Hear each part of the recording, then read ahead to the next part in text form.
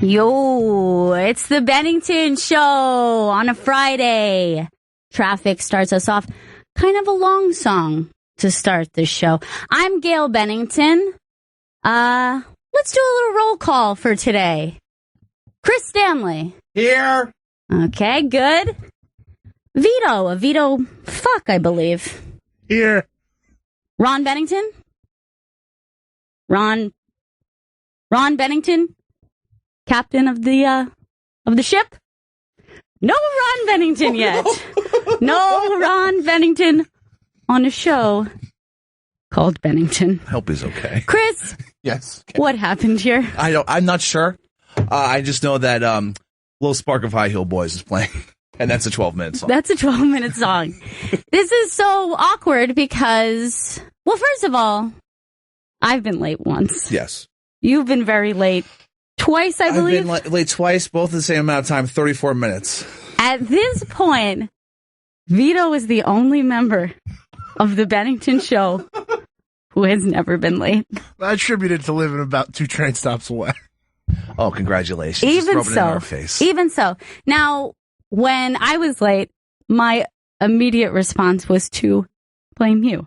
I said, why didn't you call me until 3 minutes before you let me sleep in? Yeah. Why did you do this to me? Of course you were to blame for your 2 times late. Well, yeah, one time I was using virtual reality all night long. And then another time, I believe I was watching a Big Brother endurance competition. I guess what I'm trying to say to you, Chris Stanley. Yeah. I chalk this up to bad producing once again. Rod, if you're listening on the app, I'm sorry. This is my fault. What have you done, Chris Stanley? I hope you're okay. What have you done? I fucked up, is what happened. Now, I've heard a rumor that Opie Radio sends cars out for their guests. That's good producing, Chris. I'm going to have to start sending Ubers. Or maybe use my Lyft codes. I would like for all of us to get a very early morning car each day. And to me, that would be good producing. Now, if you had been late today, yeah. The assumption would be off the wagon officially after the first night of football. Well, thank you for bringing up football, Gail, because yesterday I brought up the fact that the Denver Broncos at +3 were an absolute lock. And then I heard on Twitter, on the phone, and everywhere else that Chris Stanley's a moron. He's a jinx. I know to bet the opposite of Chris Stanley. Well, guess what happened? Not only did the Denver Broncos cover, they won outright and beat the shit out of the Carolina Panthers. Chris, I don't know if you think that I'm going to be able to be here for you for football talk. This is not my strong suit, Chris Stanley. Don't worry. One thing I do know. Just trust me with all my picks. One thing I do know is that maybe the streak is broken. Maybe your ability to stop drinking, stop smoking, stop having sex. What? That's my assumption. What's the last part? has now made you a better gambler. Well, look, I'd agree with you, but my last win, which was the Super Bowl, and was the same exact game, Denver, Carolina, I was doing all those things to the full extent. I mean, it was my last day doing it. And now the season starts again when I'm sober. I'm not doing any of those things, and I fucking hit again. I'm glad that you're together. Yeah, because you left Ron Bennington in the lurch, and no one knows where he is. I hope he's listening, and I hope he's hearing my apology. You've left him alone. This is terrible. Look at all these phones are going. I don't even know how to work a phone. I can't even read them, to be honest. I feel like this is the exact thing that Barry Crimmins was predicting. A coup. Except for I did not choose this coup. This is not by choice. All right, so let's go to line 2. I don't know the person's name. Where did they say the name? Red in Canada. Okay. Red. What's up, Red? Red? First, I'm going to say if actually something has happened to Ron, I'm going to feel really terrible about what I'm about to say, but I love the new show. Oh, God. The princess has become the queen, and I bow down to you. This is something that happens. This is a very Game of Thrones moment. But thank you, Red. But I'm concerned, to be honest, Chris. You know what? I was the first one to say I was worried, so I feel like I'm ahead of you in that game. I don't think it's a competition, race. Gail. It's not a race. I mean, can we get a hold of him? I just feel like somebody should call him. I mean, we're a solid 17 minutes into this damn show. All right, hold on. I'm going to click another call here. So the green button? The green button, yeah. Wow, this is fun. You guys, if you've never done this before, this is a hoot. Ray in Michigan. Ray, you're on Bennington. Mine is Bennington. I can't believe Pepperhead got the picks right. What's up, Ray? You like that? You like that +3? Did you bet? No, I didn't. Well, now you're regretting that, aren't you? Ron's not there. Chris is right. Next thing you know, has happened the Tampa Bay to this Buccaneers world? are going to win the Super Bowl. Everything has gone topsy-turvy. Ray, the betting public was 77% with the Panthers. I'm the 23%. I nailed it. I want everyone to kiss my ass. But I'm starting to feel like there was a void in the universe, like a shift in power must have happened. Thanks, Ray. I don't know how to hang up on Ray. Thank you, Ray. I feel like there's a shift in power that has happened. Yeah. In which Chris Stanley, top of his game. I'm top of the world right now. And now, Ron Bennington, nowhere to be found. It's like you have to keep that balance of being a lowlife. A fucking degenerate piece of garbage. A degenerate. That's what works for us best, Chris. Okay. I'm uncomfortable with you on top. I don't like this position of power for you. So this is all my fault, is what you're saying. As per usual. Yeah. I don't like fucking things up, Gail. You gotta know that. So like when last night, I'm scoping, I'm fucking just living life, loving it, eating a Clark bar. By the way, I saw that Clark bar. And that was meant for the Bennington family. That was what Ron Bennington said his favorite candy bar was. And me, I said I'd never had a Clark bar. And then I have to turn on Periscope and see. By the way, why was everyone saying, what's going on with your teeth? All right, look. All right, so last night, I get the big win. I go on Periscope. I'm eating a Clark bar. I'm enjoying myself, enjoying my win, letting everyone know how smart I am. And I'm smiling. And people are saying that I have fake teeth. Like, I love the new teeth, Chris. I'm like, well, what the hell does that even mean? Let me see the chomps. They do look different. How? I haven't gone to the dentist in 3 years. It's wooden teeth. No, it's not. Wooden teeth. I swear to God. Oh, my God, all these phones. I still don't know how to work it. Let's just see. Oh, no, that's not good. We should be calling Ron Bennington right now. I'm very concerned for him. Yes. Oh, my God. Oh, my God. We were so worried. I was more worried, Ron. Worried about what? God. Your well-being. This is the concern. I'm starting to worry that Chris Stanley, at the top of his game, finally betting the universe has a shift of power. I don't hear from you. The show begins. Wait, you guys started the show? It's 12:20. Friday, we started 12:30 on Fridays. No. Hey, who was fucking with my phones? What the hell happened here? It was Gail, Ron. I'm sorry. Who sat in this chair? I needed to sit there in order to work the phones. Did somebody forget to water my orchids? This team has let me down. Well, it's just that you weren't here at 10 minutes, we start the show, as we always do on Fridays. 12:30.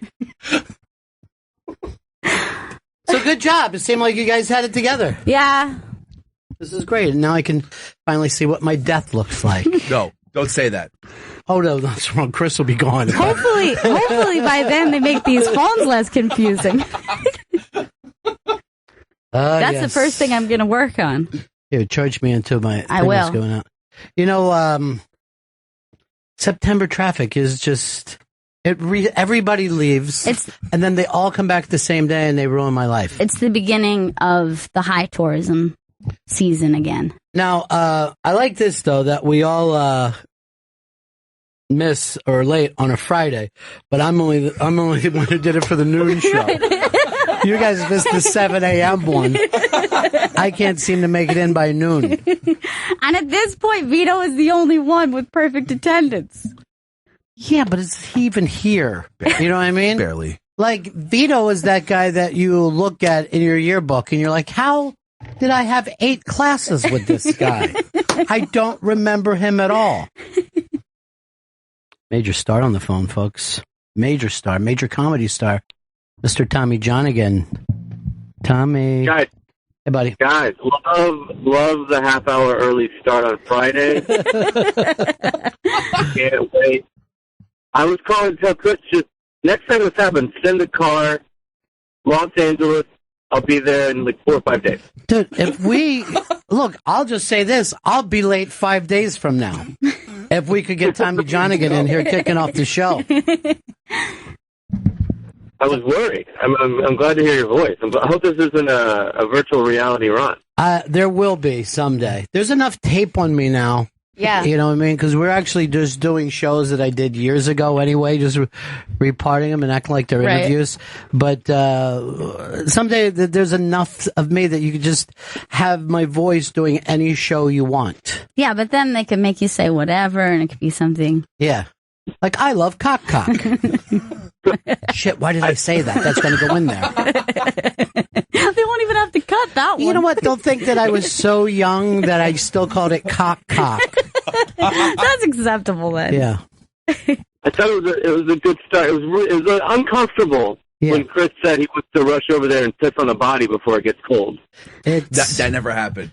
That upset me too. You know I'm alive because Chris hasn't gone through my pockets yet.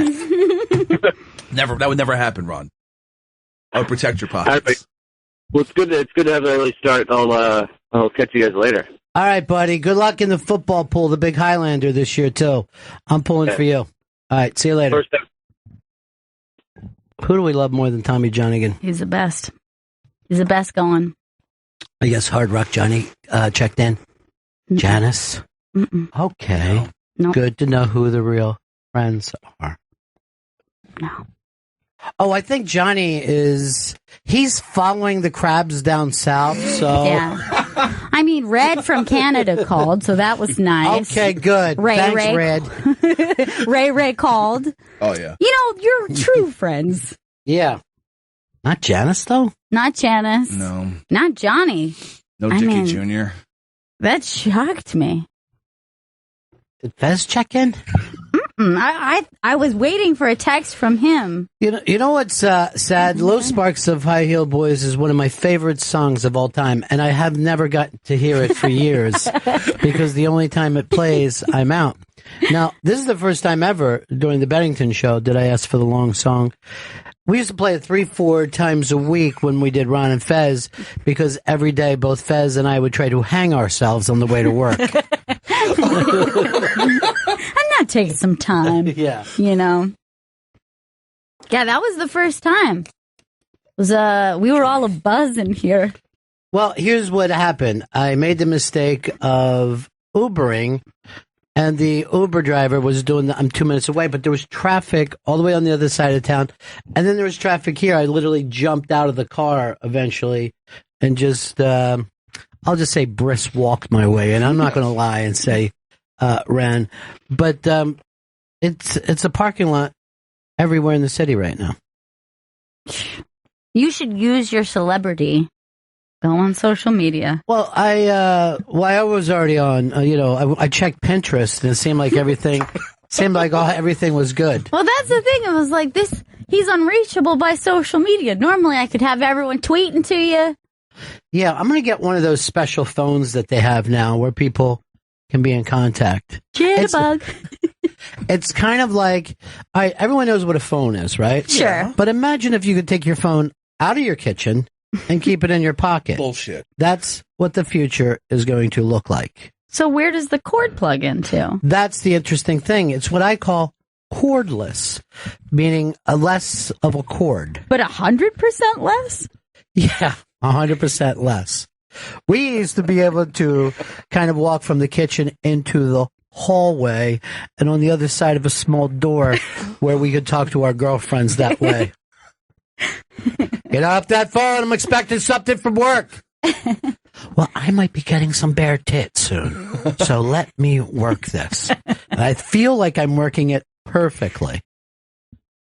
Hey, I'm tired of being over the bra. I want to get under it. But Well, I'm sure you already talked about Chris Stanley is modern-day Nostradamus. Yes. Big winner. I'm brilliant. Caught you on Scope last night. Thank you. Saw you eating one of my Clark bars. I was very upset about that because I said to him that was for you because you said you love Clark bars, and for me, who never had a Clark bar before, that's what the gift was about. It wasn't just somebody to enjoy and replace some other addiction. You and I could only make it 1/3 of the way through a Clark bar as it was.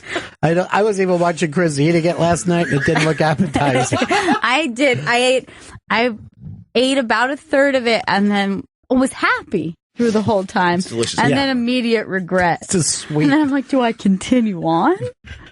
What do I do here? How did I get gingivitis so fast? Well, this was the funny thing about Chris, the big gambler, is that I had to keep reminding him of what his point spread is. And he's like, fuck, I'm dead. And I'm like, even if you kick the field goal, you're covered. This is, unless they get a touchdown, you're aces. I felt crazy when you pointed that out to me because I had in my head, I was like, Denver's got to win outright. That's just in my head. I was like, they got to win outright. This is why I screamed on the air. I don't mind you being that nutty and stupid. I don't think you should do it to your followers, your Pinterest followers. Don't worry about that. I got plenty of picks that are right. I got my FanDuel people. I got tips for them. It's all good. I'm on fire, Ron. What do you mean you got your FanDuel people? Look, FanDuel.com. Yeah, but what are they giving you tips? I'm giving them tips. All for right, their that lineups. doesn't make sense. I thought that FanDuel was running an inside game and telling you who to pick. And I was going to just blow the lid off of this scandal. Well, you know what the big talk is today?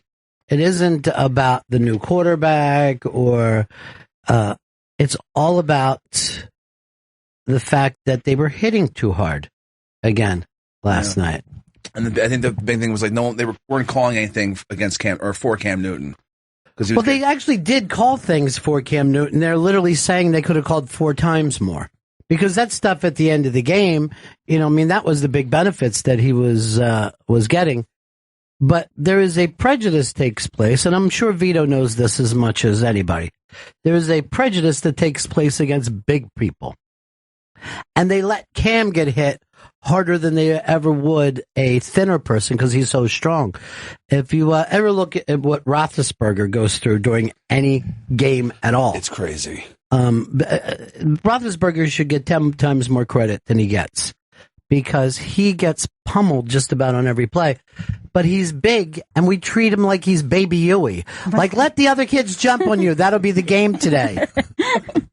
You ever see that when, like, little kids, one of them is just a big Vito, and all the kids are hitting him and jumping just on his back? Him in his stomach. And then he'll turn around and push one of them down, and the teacher's like, hey, you fucking animal. You sick, disgusting animal. Did you have to put up with that, Vito? Yeah, people like slapping your back, being like, hey, do you feel that? I'm like, yeah, I feel a slap on the back. Wow. Someone did that? Every day. Friends. Now, that's just in the office. I'm going to say this. I don't want anybody touching Vito and slapping his back. And I also don't want anybody to hit Chris in his whalebone teeth. They are brand new. No, they're not. Brand spanking new, and we paid a lot of money for them. In fact, I want you to wear a mouthpiece when you're on Scope now. I normally think of myself as someone who, like, I'm pretty observational about something like that. I can't believe I didn't notice that you have a whole new set of chomps. Whalebones. They look Beautiful great. whalebones. They look great. People are just jelly. That's what it is. All right, a lot of people want me to leave so Gail can talk more. That's really hurtful. I've only got a couple months left in my life. Why not let me have a little time in the sun? Wouldn't it have been funny if I came in here and you were just talking about your transgender show? And, we thought that maybe a good way to start the show is just politics immediately. Call in with a joke. I'll tell you how it offends me. Well, there is a new line of offensiveness out there that you brought this up. And here we are. This is Sunday will be 15 years since 9/11, which is mind-blowing to me. Yeah. The time just whips by so quickly.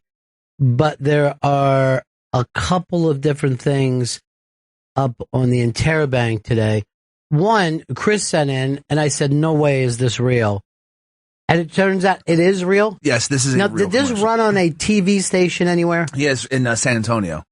What is wrong with the people of San Antonio? I don't know, because I thought this can't possibly actually be a thing. So this is a mattress store. And one of the reasons I didn't even think it was real is so poorly put together. This is a mattress store, and they're doing a big 9/11 sale, right? Yeah. And they have stacks of pillows to look like the Twin Towers, which they then fall into. Yeah, you'll have to visually see it, but we'll play some of this right now. What better way to remember 9/11 than with a Twin Tower sale? Right now, you can get any size mattress for a twin price. Full mattress? Twin price. Queen mattress? Twin price. King mattress? Twin price. Store-wide sale all day long. Oh my God. We'll never forget. So they knock the so-called towers down. She does a joke about people who cried or were alarmed when the towers went down. And then she does, so we'll never forget, what she seems like she's trying to be at least a little like, hey, seriously, we won't forget. God. I thought that this wasn't real because do they say the name of the store? At the beginning, no, they don't say the name of the store, but at the beginning, they just talk about the deal. That doesn't make sense. Yeah, like if this was a commercial, that's why I was like, okay, they just set this up as a joke. Like, what if someone did this? The name of the store is in the actual commercial, though, if you look in the upper right corner. Yeah, but I would have said the name of my store if I was doing a commercial and how to get there. You know what I mean? Like I would point out all some the stuff information other than 9/11 jokes. And the other weird thing is, I'm sure they're Hispanic, but they look kind of Middle Eastern. They to are me. a little bit ambiguous in the race department. Now, this is, I don't know whether you guys watched the big comedy roast on the Comedy Central. There were a lot of 9/11 jokes in it. Yeah. Specific 9/11 jokes to Pete Davidson's dad dying. Yeah. Now, I know that, it's a roast and you're having fun. I just didn't know that we'd get to the part where someone's dad, who was a hero, running into those buildings, that would still be a joke. Yeah, who was it who made the joke? Spade. Was it Spade? About the ashy skin? No. It was the joke where he said, it's really offensive to me that everyone keeps bringing Pete Davidson's dad into this. This is not his dad's roast. That was 15 years ago. That was Jimmy Carr. Jimmy Carr. All right, see, here's the problem for us, and this happens with everyone.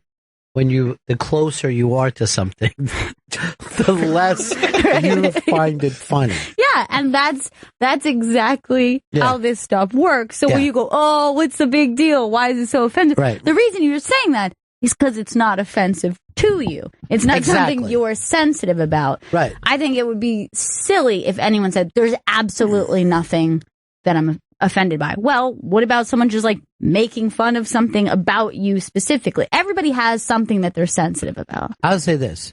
9/11 isn't funny. It's AIDS and cancer and starvation and Nazis. Hilarious. And rape. That's funny. The best. Oh, yeah. Not rape. I guess it's not funny to me either then. Just the Holocaust, not rape. You crossed a line. But see, that's the gimmick of it. Now, if you put the two in comparison, 9/11 jokes on the roast versus this commercial, which one is more difficult for you? It's a funny thing to say, but because they're both commercial enterprises, right? But for some reason, this is more offensive because it's less funny. Right. It's less witty. That's what I was going to say, is when I saw this, I was shocked, but I wasn't, even though I was going, oh my God, that's too far. I wasn't outraged when I heard the jokes on the roast. I was just like, ooh, I don't know. But this, I was like, what?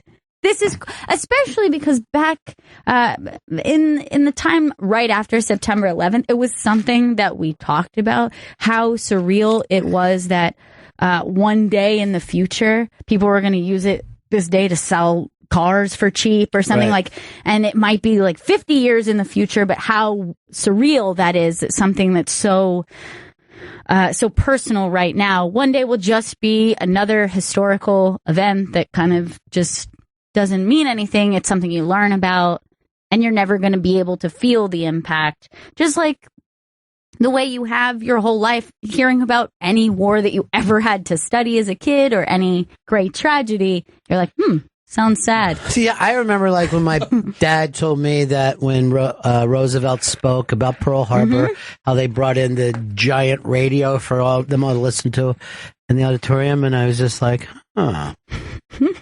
so this is dull because it happened so long ago. But it's been 15 years since 9/11. But all of us here in this room saw the towers on fire with our own eyes. And if we shut our eyes now, we can see it. You know what I mean? So obviously, the closer you are to something, the more real it feels. And that's what's always funny. Of somebody will be doing a lot of jokes, and then,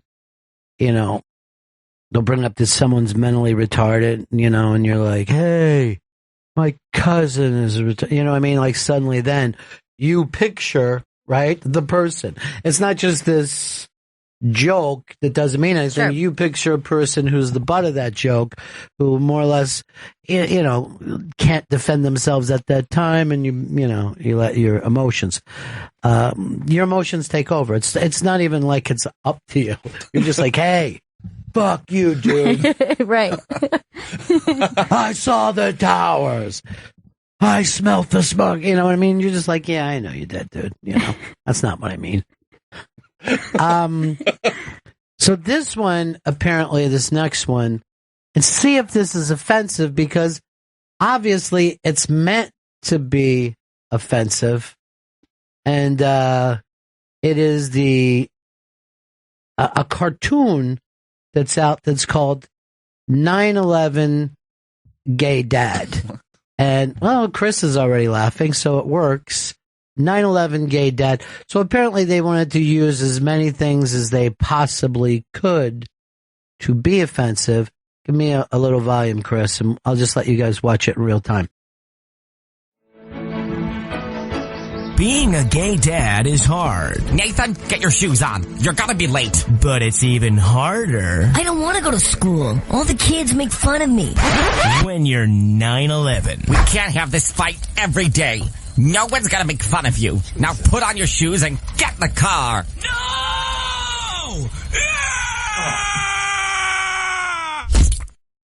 Oh, you're so gay. This Hanukkah. Happy birthday, 9/11. Get ready. Keep your elbow up, Nathan. Elbow up. For an experience. Get out of here, you little mutt. You'll never forget. Excuse me. 9/11 Gay Dad.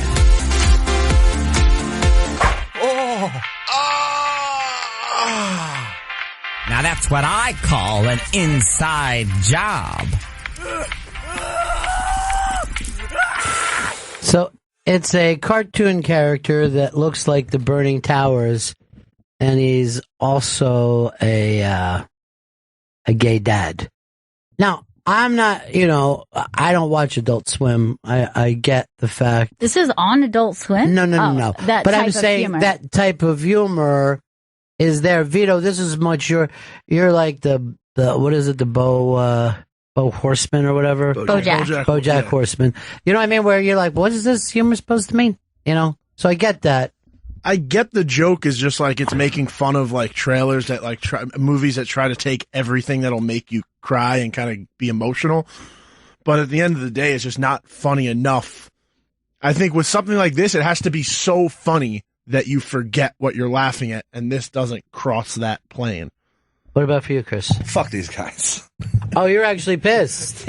You started as a laugh. Well, and then... just hearing 9/11 Gay Dad, that's absurd or whatever. That's insane. But fucking when they're animating people jumping out of the fucking towers, fuck them. That's fucking, you shouldn't, just don't do that. It's fucking horrible. Jesus Christ. So for you, the big problem is it's just not funny, or it's not funny, and it's just fucking that offensive on purpose shit. What do you think? Yeah, I don't think it's funny. So therefore, look, anything can take you by surprise, right? Mm-hmm. Something that you are the most sensitive thing in the world. I mean, all of us have laughed at a rape joke. All of us have laughed at a joke about cancer, whatever the darkest thing. Right. But when something isn't funny, when it's not funny, it immediately makes you only observe what's offensive about it. But what about putting as many offensive things into one cartoon trailer? Yeah, I mean, you can. Like if you told me the concept, right? Right. So it's like the concept of this joke is 9/11 gay dad. I would be like, okay, I get where you're going with it. And you're like, and you ram as many offensive things. Yeah, as a concept, I think that that's not an unfunny concept. Why not? But the execution was so poor, it only makes you look at how tasteless it is. I kind of think he looks like SpongeBob. He's got a SpongeBob vibe. Yeah. It's the crotch. And the pants. He's got square pants is the thing. Oh, okay. So, see, that's subliminal from me. All right, so it's over at the Interrobang today, and obviously, releasing it so close to 9/11, the guys are just, they're trying to get some, because I'm certainly not going to sit around and judge. I don't think that anyone would do this to be vicious. I think it was the premise I came up with. You want to put every every offensive thing into one piece. For you, it was the people jumping, Chris? Yeah, and then more people jumping and then lighting a cigarette with the said people. See, I had more of a problem with a gay dad raising a boy. Because what if he decided to have sex with him? Exactly. That was my second problem. And how is he going to explain it? Yeah, how do you explain it? How do you explain it? That kid's not going to be able to go to prom. I mean, you can explain 9/11, but you can't explain homosexuality. It's too difficult. What with the sex part of it? Yeah, how's that work? Is there anything outside, I guess, for people, because we live here in New York, you're saying that 9/11 is out, and yet, like a couple weeks after that, Gilbert did a joke, I think they even pulled it off of TV, that I thought was amazingly funny, where he said that he had a flight to L.A., and there was a layover in the Empire State Building, when we were all literally worried about that. Right. See, the thing about what it felt like to be here on 9/11 is we didn't think that was the end of it. We thought this is the way life is going to be from this point on. Vito, you were a little kid, right? Yeah. They took us into a cafeteria and they straight up said to us, "We don't know if your parents are okay." ISIS did that? Who did that to you? No, like our school. Like, oh, okay. Because the way that you made it sound, it's like you were rounded up. So they actually said to the children, "We don't know if your parents are okay." Yeah. I believe that only having, I was in high school at the time, but it was like straight up pandemonium. Like no teacher was keeping it together for the students. Everyone was scared. Everyone was terrified. Mm-hmm. But yeah, I think everybody does have those things, and the plus timing, like that's right. There's he gave you 15 years. Yeah, but the timing. Oh, putting it out on this time, yeah. Like if it would have come out in August. But I'm sure they released this hoping to get some. Right. It's obvious that part of what they are looking for is to get some attention, negative or positive. You know who loved it, Chris? Your buddy Serotonin's gone. Oh, Serotonin's gone loves it. Congratulations. I know you're mad at him. Is that what you're saying? Now I'm pissed at everybody. Seriously, or are you just joking? I can't ever tell with you. No, I'm annoyed with him. What? I don't see what's funny about it. Now you're just turning into circles. Hey, Mike, what's up, buddy? Mike, we got you? Lost you. Here's let's go to Craig Madison. Craig. Hey guys, how's it going? Cool in the gang. All right, I wanted to call for the George Carlin Prize. Is there any way I could get that? Yeah, when you hear us announce it. Okay, I'll call back. Thank you. You'll call back when we announce it. Don't just keep calling back. It's too much. And I'm calling back again. It's me again. Can I get the prize? Can I get the prize? Sounds like the worst thing an adult. Let me get the prize. Can I get that prize? I know you got a prize there for everybody. I thought I'd ask for it. What if I beg? People think for some reason, like, when they'll say that for certain prizes, like, what if I begged you? I'm like, I'm a grown man. I don't get off on begging. Caitlin. Hey. Hi. Yeah. Long time, first time. Hey. Just calling. I was like 13, 14. I'm from Long Island, and 13, 14, same experience as Vito. They bring you into the cafeteria, make it seem like everyone you know is dead. Unfortunately, my cousin did die, but I remember being a kid and just laying in bed every night thinking the plane was going to crash into my house every single night. Yeah, sure. That's the It's way. crazy. Yeah. I mean, there is a thing where you cannot. Everybody's had like kind of rolling thoughts on their own, but when an entire city or tri-state area still has those kind of rushing thoughts. Yeah, it was strange to be in such a massive group of people, all with post-traumatic stress. Everybody was on edge. Everybody was sensitive. Yeah, it's crazy that you call it that, because they don't even think about it as that at the time.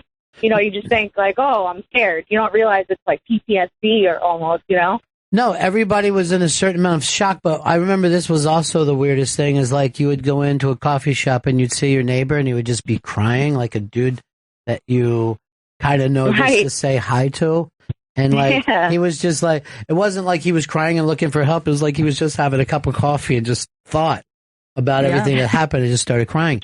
I also remember at that time coming into work, the amount of times that I would stop in front of a church that everybody stopped because they were doing a first responder funeral and they were even bringing the casket in or out and the bagpipes, and everybody in the street would just stop. You wouldn't go walking past that. You would just be at a funeral for a moment. And that there were so many funerals that they were backed up for, quite a bit of time. Like, it seemed like weeks later or month or more later, those same things were still going on. And no matter what anybody says about Rudy Giuliani, and yeah, he was, he's kind of an asshole. He was so good during that time. He was at every one of those funerals. He literally went to everybody. And it seemed like he never slept. He was on TV the whole time. So the cartoon is going to be less funny to us because those towers on fire and people jumping off of it are not a place of humor for us. I get maybe if I lived in San Antonio, you know what I mean? I'm sure I've done JFK jokes or whatever. I've probably even done 9/11 things, but just, you could also get why it would piss some people off or be seen as incredibly offensive. 844 Rock God, 844 Rock God. I had never heard the thing from Vito where they said your parents might be dead. I don't know what the teacher, I guess the teacher wasn't prepared to give such a speech, but that one shocks me.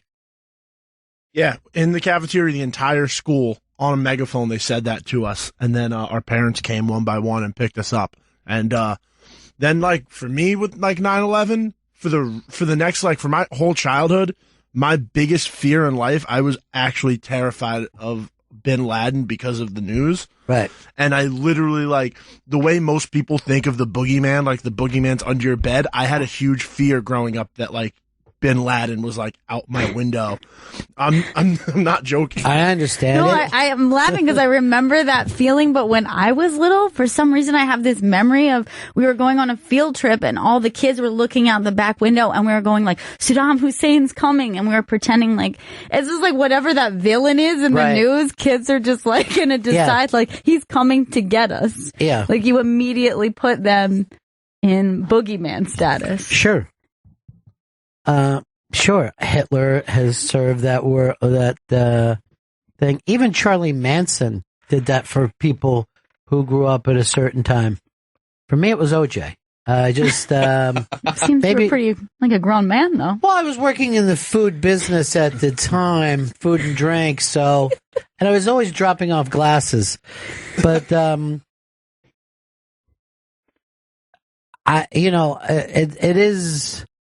it is bizarre to think that at a certain point, and we know it was going to happen, but it becomes fodder for comedy, Yeah. Everybody has their own personal line. Someone asked what this is called. It's up on the iBang as what, Chris? Is 9/11 Gay Dad the most offensive cartoon ever? Probably is. I mean, what are you going to go up against? Roadrunner? I guess if, by the way, speaking of Roadrunner, I guess if a friend of mine had fallen off a cliff, Roadrunner, I'd be like, enough with the cliff jokes. Real life. I mean, people can be set off on anything. I brought this up before. If anyone of your in your family has been the victim of trauma, if they've ever been attacked or had someone break into their home or hold them up with a gun or beat them up, your entertainment is off the table. Yeah. The amount of physical violence that we view in entertainment is unbelievable. And if anyone is suffering some post-traumatic stress because they're a victim of an attack, they can't watch TV or movies. No. It takes forever to get back to that because you would be shocked how many times you see physical aggression and weapons and just... it's 100%. Yeah. It's 100% of what we watch.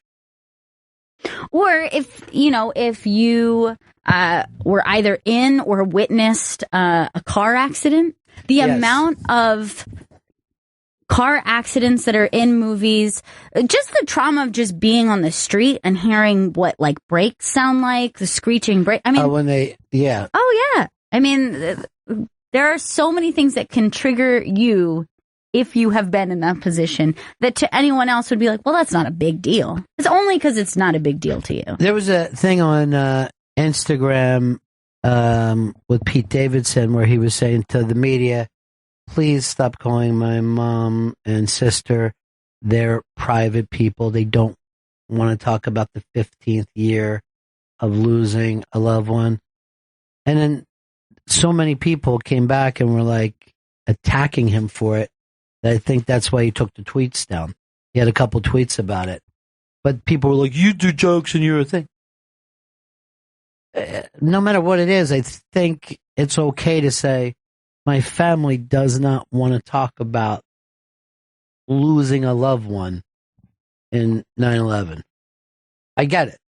You know what I mean? I get no matter how you control it in your regular life or how many times you bring it up, you might not want to talk to the people from the Akron Gazette about what it feels like. Yeah, why would anyone even assume that that's something that they would be required to do? Like, why would anyone be upset at the thought of someone saying a person wants to grieve in their own private way? Because people on social fucking media, they fucking blow up over everything. Everything.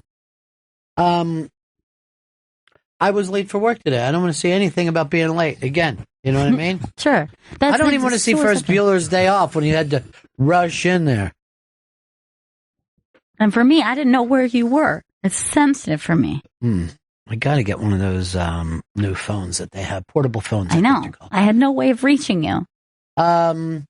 Here's Chuck. Chuck, what's up? Chuck, once, twice.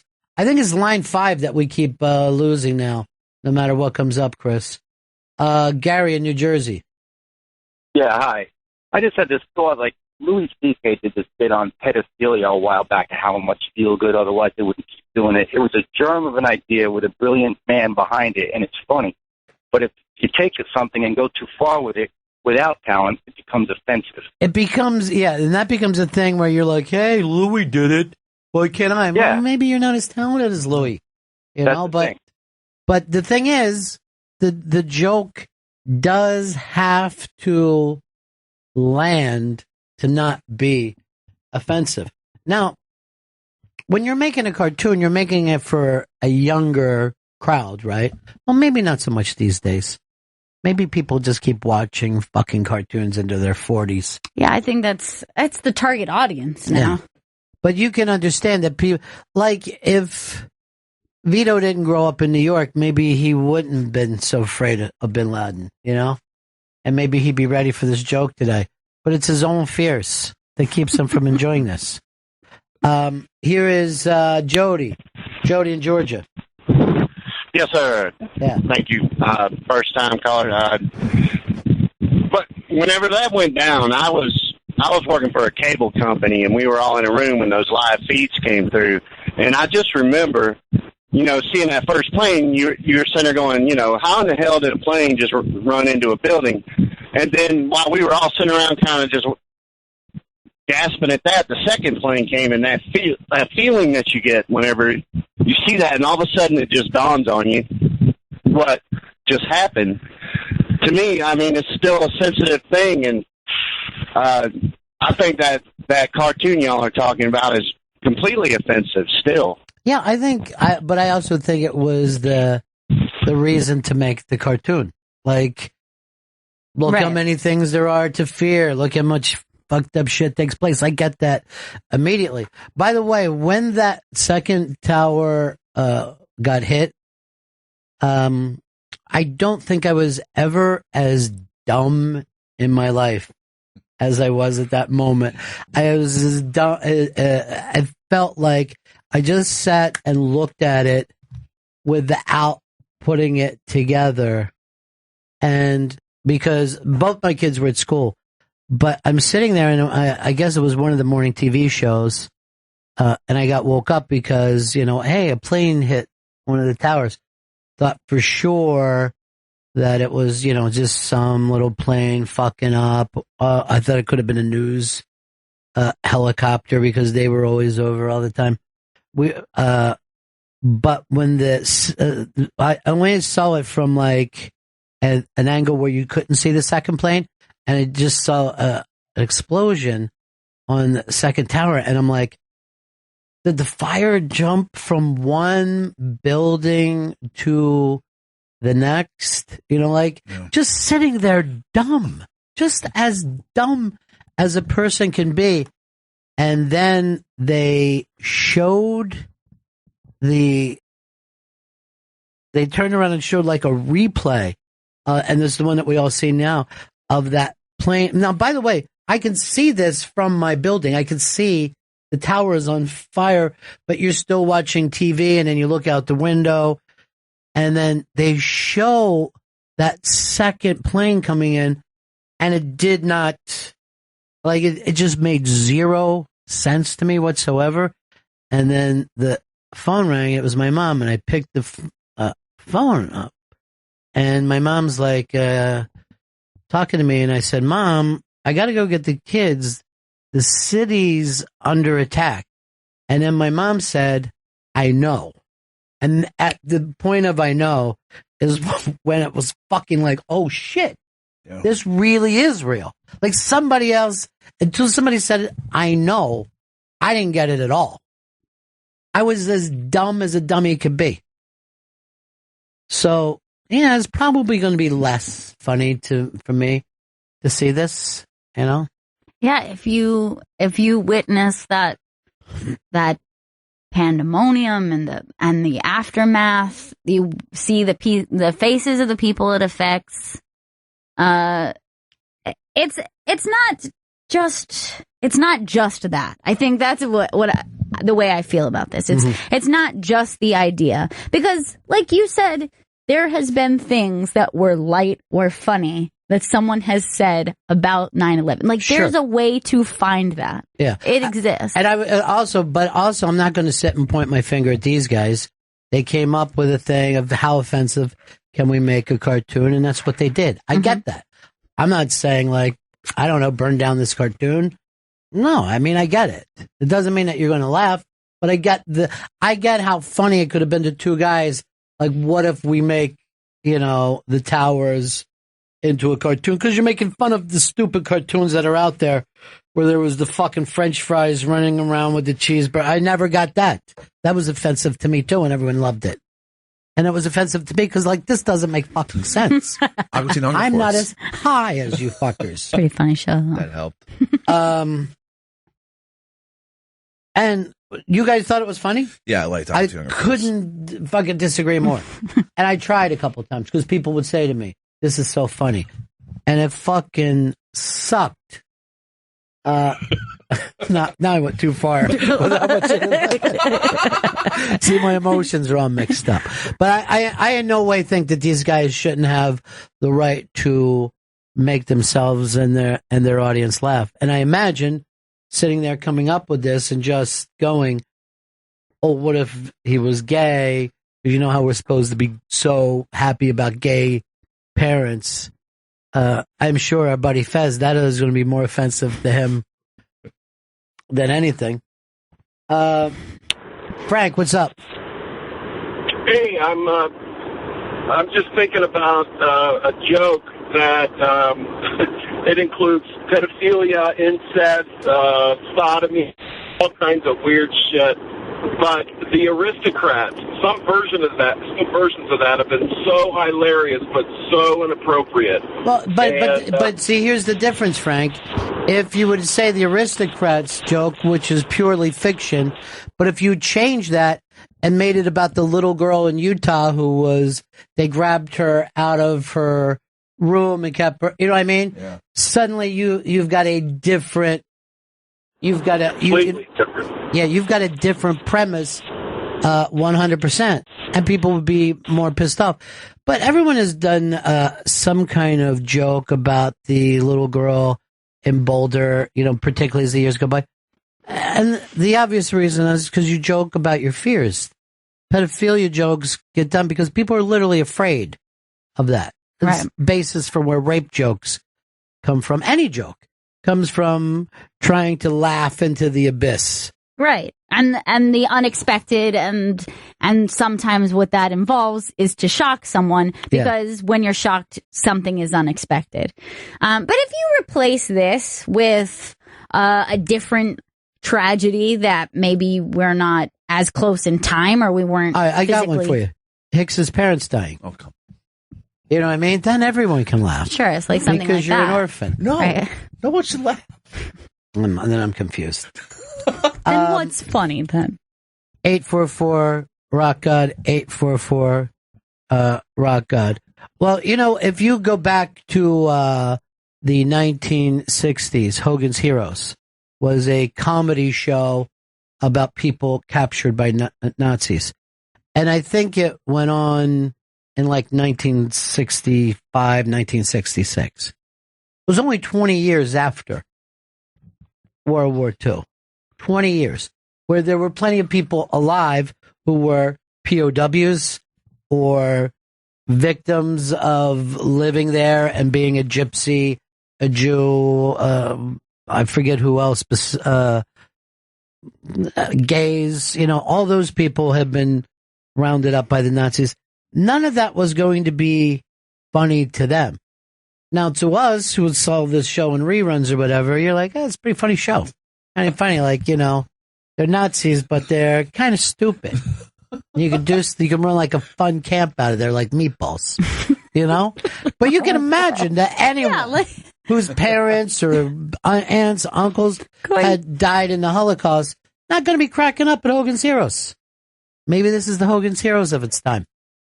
9/11 gay dead. I don't see this taking off. I understand that the guys who have done it are funny guys, you know. I get that they probably are, and you know, I'm gonna see who it works for. Jennifer, North Carolina. Hi, Jennifer. Hi, how are you? I was challenged yesterday by my son. He comes home from school and he asked me, "What are you doing in remembrance for 9/11?" And I thought, "Oh shit, I didn't have anything planned, you know."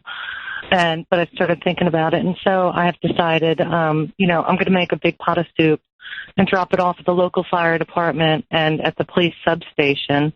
To say thank you to our first responders and stuff. Well, they say if there's anything a fireman can use, it's stew, because they don't know how to make it themselves. Well, I just wanted to put it out there to challenge anybody else to. Well, why don't you put some ice cubes on your head and you're on your way to doing one of those big challenges? Which, by the way, now they're doing push-up challenges, 20 push-ups. And I think that's for vets that this came out the other day. There's like 20 vets a day who kill themselves. Yeah. 20. It's 22 push-ups for 22 days for 22 vets who kill themselves every day. It'd be that high of a number. Makes you want to take a knee every once in a while, right, boys? What's all the Stranger Things kids were pushing up? Brian, what's up? Hey, what's going on, guys? Yeah. I just thought it was funny. Everybody had comedy after the DC sniper because they just knew it was going to be a crazy white guy. They turned out to be one of us, a brother. Well, nobody had comedy about that. I went down after it happened and talked about a place, people that were just in shock. Because I came down maybe a couple months and lived there after, and everyone had their stories, and they were still fucked up from it. And remember, they were, the Pentagon had hit on, 9/11 itself, too. So D.C. had gone through a lot, that area. I don't remember any jokes being done about that. Yeah, talking to people who were there during that time, just that fear of always looking over your shoulder. And it was like one of those things where it wasn't paranoia. Like, you could call something paranoia. Right. You're like, oh, come on. But that's exactly how it was happening, was just like people just like pumping their gas or just like coming out of the store. Anybody stopped their car. Yeah. But see, Vito would have been right to be afraid then that the guy could be outside because he could. Unlike Bin Laden, who had climbed into a fucking hole. I do, but there is something like a little kid, the way they like interpret their own fears, like outside your window. Like, what's he doing out there? Like, Bin Laden's just like waiting for you outside your window. And I live 25 floors up, so one day my mom was at work and I was homesick, and the window washers were on my building, and I was calling my mom like, he's here, like it's happening. Oh, shit. And you were what, 19 then? That was last year. I never figured that he lived 25 stories up. I always had in my mind that he lived like in a walk up, like a like a pre-war. I would have thought you were. Your mom's been there forever, and it's an old neighborhood. Yeah, she's been there since that building opened up. Wow. But so you sleep 25 floors up. Yeah. Because I remember at the time we were, 17 floors up. Yeah. And I remember thinking, I'd never once thought how to get my family out of a building if I needed to. You know what I mean? Like you never thought about those stuff. Even like what our hallways look like here now, that never would have happened 15 years ago. Before that happened, and I was working on 57th Street at the old NEW, we didn't even have security in the building. Any listener could just get up and walk and pretty much make it to our studio. And we used to invite them, particularly on Friday nights. We were like Friday night party night. Yeah. Stop by, we're all going to be hanging out. After 9/11, people couldn't get in. We were being checked. We were like offended at first. Like, hey, I fucking work here. I'm not going to show you my license. They're like, we got to keep an eye. Keep an eye on what? Us? We're your friends. We're the good guys. We got to take a break here. Coming up a little later on, we're going to be doing Unmasked today, Chris. With Mr. Barry Katz. That's happening at 2 p.m. today. Barry Katz is the manager. He was the manager of Louis C.K., Tracy Morgan, Jay Moore, Dave Chappelle. He's got unbelievable stories. He's one of the most interesting guys in comedy today. It was really one of the funnest times we ever had hanging out with him. We'll break back Bennington. It's the Bennington Show on a Friday. Big football night last night. Also a big vote off on Big Brother. And I believe, Vito, and I'm going to say it to you, first mistake that Paul made all season, it may cost him the game. It's really dumb to take out Natalie instead of James. He just didn't know. It was the side of the house he didn't. I don't think he knew about the Corey James connection. And if you're Corey, well, I don't know if you know this. No. Spoiler alert. Good. Give me the spoiler alert. Corey dominated this competition last night. He's the new HOH. Well, I saw how it was beginning. It was going to be Corey. Beat down. What I think the smart thing to do here, you split up the other alliance in the house. You're the only duo. Yes. You're winning the rest of the season. You can't not do that from this point on. You got to do it. And then James is in a good position now that she's gone too, because for the next two vote outs, James will be the single guy and he can make the point. Hey, you got to go after the duos. It's a very strong position to be in. But first time Paul made a mistake all season, you keep the girl, and at the very least, you vote her out this week. And then it's, him and Victor. It was just the first mistake, all because she was annoying and they couldn't stand her. Yeah, and they felt like she was turning her back. And then the other one, Nicole, doesn't like her, so they were appeasing that idea. It was not smart. Yeah, well, but I don't think he knew because they both play so dumb that James and Corey had this, connection. Because it doesn't come off that way. They're both in different rooms with their chicks all the time, but they're both like, "That's my boy over there." That dude I never talked to, that's my boy. So you could look at a Nicole, a Corey, or a James winning the season now, and I would have bet against that. That's why it's the thing that makes this a good game. And now, people got to realize HOH doesn't mean anything after this week. It's all about winning the veto because you get to decide who goes home. Like, it's all on you. Is the game on fast forward now? Every game is a vote out? Every show from this point on? No, I don't. Is that a thing? I was wondering. Some years they just go, let's get it so we can get to that 3 left in the house. Because it should be over, not this Sunday, but by the next Sunday, right? The 21st is the finale date. Okay. So, yeah, you might have some speed to it then. It's a week and a half.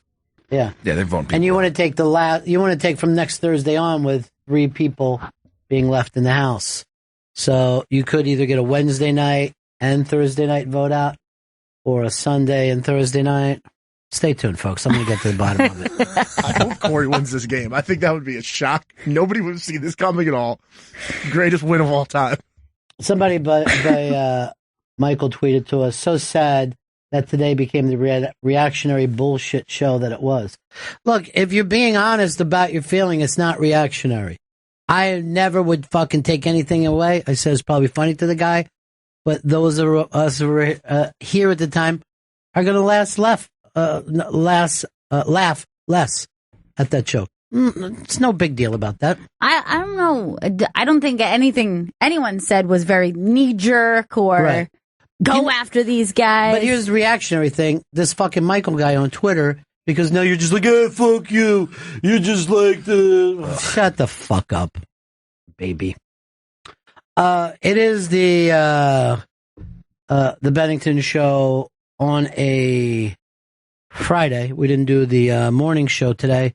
Hopester was back and had Jim Jeffries on the show. Jim Jeffries never stops being in the 1% funniest people on the planet. He's just brutally funny.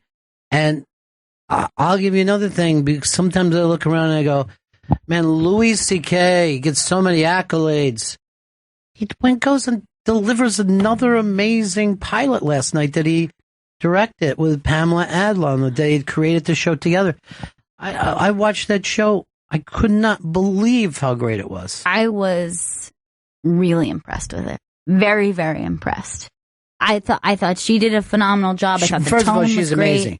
I remember Lucky Louie, when I found out that he got her to play his wife. I'm like, geez, Louie's doing better than I thought. You know what I mean? Like, to me, she's always been one of my all-time favorite actresses. I just think she's funny.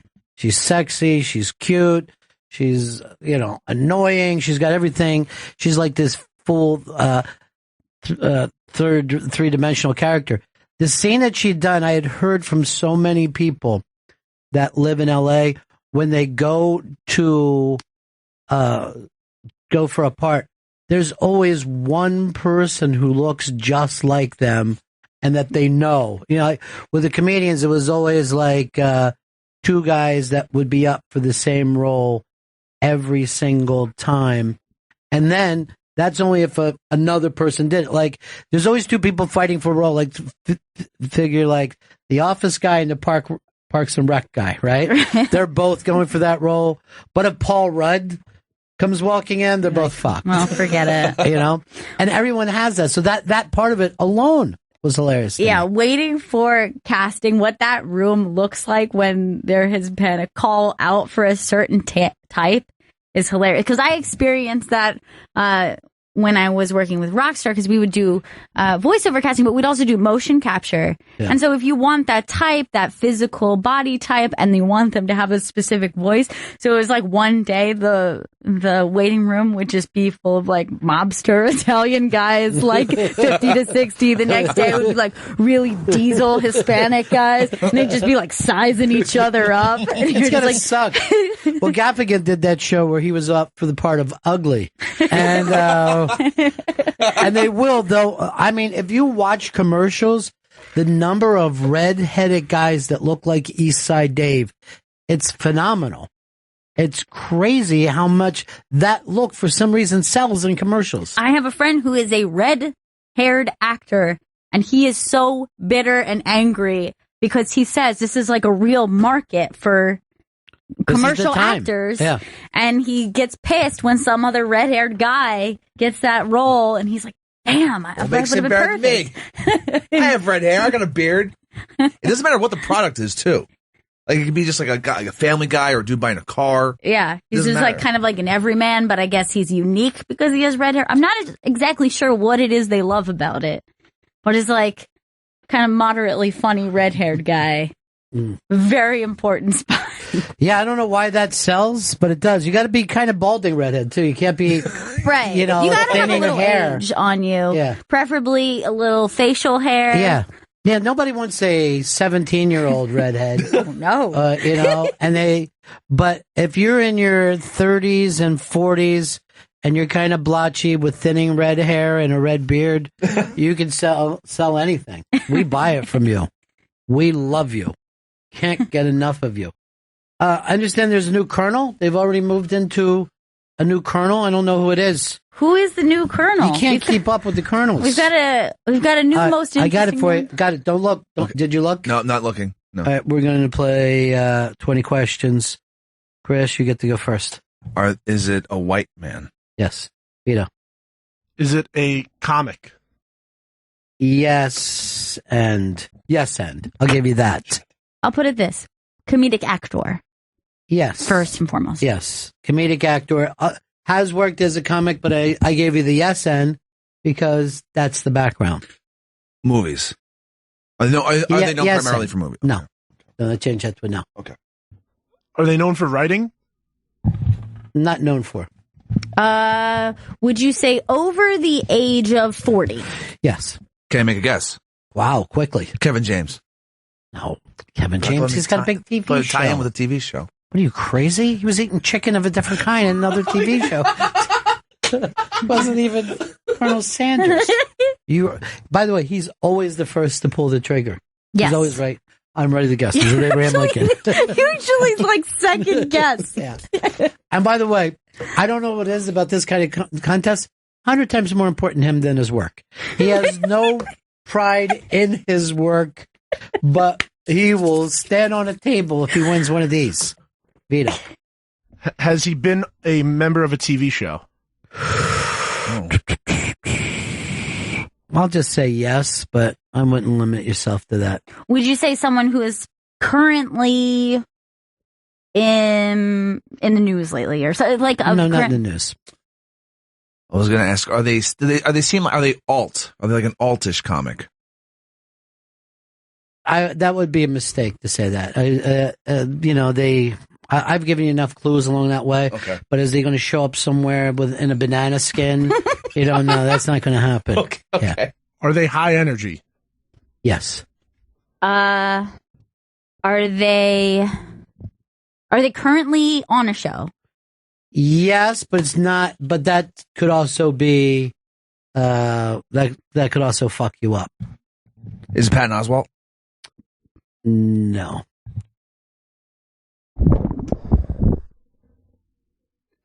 Is it? I think I know who it is. This is the new Colonel for Kentucky Fried Chicken. Is it Rob Riggle? It is Rob Riggle. Oh shit! Damn it! Way to use Google. You cheating scumbag. I just knew high energy. I was actually trying to change the pad data. Rob Riggle does something that I find to be the most difficult thing in the world. Rob Riggle knows what makes him an asshole and is able to bring that even further up. You know what I mean? He knows what's annoying about him. And I love him. And a lot of times I'm like, I hate that fucking dude. What a dick, right? Yeah. That's something that is special to, I think, a comedian who is also could be like cool guy or jock. You know, like right. you tend dude to be bro. able, The dude bro-ish, yeah. But like when he's on Modern Family and he's the bad dad, you know what I mean? You're just like, I know that kind of guy. I fucking hate him. But it's so hard to bring that out in yourself, you know? Yeah, like not do what the thing is to be annoying, but find what's funny about how. Yeah, not only funny, but it has to be yours. Like everybody knows how to be like, hey, I'm the asshole guy from Jersey, you know. But unless it's really you, like there's something that is annoying about all of us. But if you know how to find the thing as yours and then just heighten it, I would think that you would need years of therapy to understand. Because most people think that they're right when they're annoying. Right. You know, they're like the guy who's fucking pissed at everything in traffic. He thinks he's right. He doesn't think that he's not only adding to the problem, but more of a problem. There was a thing that the people who think that they're good drivers are the reasons why we have slowdowns more than the slow drivers. That if everybody just stays at that certain spot away from each other, right? That the traffic will keep moving for everyone. But it's the guy who's up and moving around that causes anyone to even once hit their brakes because it causes another person to hit their brake. So if you're coming up and it's 65 miles an hour speed limit, and if you get, 10 feet or 15 feet, whatever that stupid fucking rule they try to teach you when you're 16, and you stay there, and then the person does that, the traffic never stops. The traffic goes on. But it's the dude who's like, who's this fucking asshole? Driving up on people's asses. Driving up and pulling up. As soon as it starts to, I'll make sure we bring it up next week, because I saw the video online. I was going to send it in, but I'm like, it's so visual, but no, this makes the point. But they're the people. They're the fucking reason why traffic sucks. Anyone who causes other people to hit their brake, ever. And this is why we're going to lose the right to drive to robots. Because robots will just fall into line. I'm ready to give it to them then, because at least consistency. Robots see it for everybody. You know what I mean? Like they think of traffic itself where we think of ourselves. Right. They're going to have the hive mentality. Right. They're going to make everything work smoothly. You're not going to have a situation. Are you ready for this, though? There's not going to be any more red lights. Oh, shit. Red lights will be gone. Because the cars will work it out between them. So we won't have red lights. This I like. I'm freaked out by that. I know. I don't like that at all. We've gone our whole life with red lights. There won't be any red lights or stop signs, no yield, no slow children playing, none of that.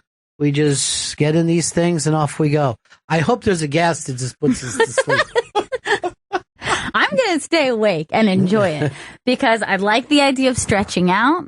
I like the idea of changing the setup where now the car, everyone is towards each other, right? Like you're all looking at each other like you're sitting at a round table, but you're in a car. You like enjoy, like have a meal for a long trip. You like sit down and have an actual meal. I feel like most people just have pods, though, single-serving pods to get them where they want to go. Why? I feel like that'll be the most cost-effective thing in this new. So you're going on a trip with people? The exact opposite of cost-effective. The pod. So, like, honey, I'm going to put you in that pod, and then the 3 children in their own baby pods. has a pod of their own. There'll be minivan pods. Well, that is in a single pod. That's not a single pod. That's just a car. That's a car-sized thing. Some of the pods will be for families. Yes, as they are now. We wouldn't have stopped you, And Chris. then there's a bus pod as well. At times. Single-serving bus pod. There's a cute bit up on the air, kids eating 100 years of sandwiches. We might even save that for Monday, because I just love talking about sandwiches. I'm very pro-sandwich. Yeah, there's not too many bad sandwiches. No. I don't know why, but there's not a bad sandwich. I mean, there's a couple out there that aren't my favorite. I'm not thrilled. Would you say anywhere in the world, and I want you to think about this before you react, Chris. Okay. Is there an overrated sandwich? Or is every sandwich kind of rated at the right spot? I'm going to say there is an overrated sandwich. And this could be because where I am physically in the world, maybe other people don't rate them as high, but I find the pastrami sandwich to be overrated. I very rarely order a pastrami sandwich, not because pastrami isn't delicious. I don't want to get that much meat. And the quantity of meat is disgusting. The quantity of meat, to me, doesn't make sense. That there's a ratio that has to happen with whatever that dressing is, in this case, a mustard. Yeah. That you're like, if you're over meating, then you're not going to get enough mustard. But I'm just going to give you this, why it isn't overrated, because there's not pastrami sandwich places all over America. Right. You know what I mean? Like people get, like this is a weird delicacy for certain neighborhoods. You're not going to go into a mall in fucking Alabama and pick up a pastrami sandwich. Right, which is why my physical place in this world, I can make that statement. However, if you're on the other side of the country and you get a good pastrami sandwich when you haven't had one in years, you're going to love it. I'm going to give you another one. This fits into yours. The Reuben. I'm not crazy about the Reuben. And you only get that in like Milwaukee or someplace. Remind me, what are the components? Get it up there, Chris, because I'm not from there, you know? Of a Reuben. I believe there's a Russian dressing, correct? Or am I thinking of something else? Yeah, but Russian dressing is the best thing about anything. Hot sandwich composed of corned beef, Swiss cheese, sauerkraut, Russian dressing on rye bread. I think what throws me off is the sauerkraut. The kraut is the weak link there for me as well. If you're going to lightly kraut it, sure. Also, Swiss cheese, really? That's the worst cheese. The worst, maybe the worst of all cheeses. I hate it. I really do hate Swiss cheese. Much. I don't like it. It went too far. I'm not. No, this is where I want to be. Come on, Swiss. You got an overrated sandwich.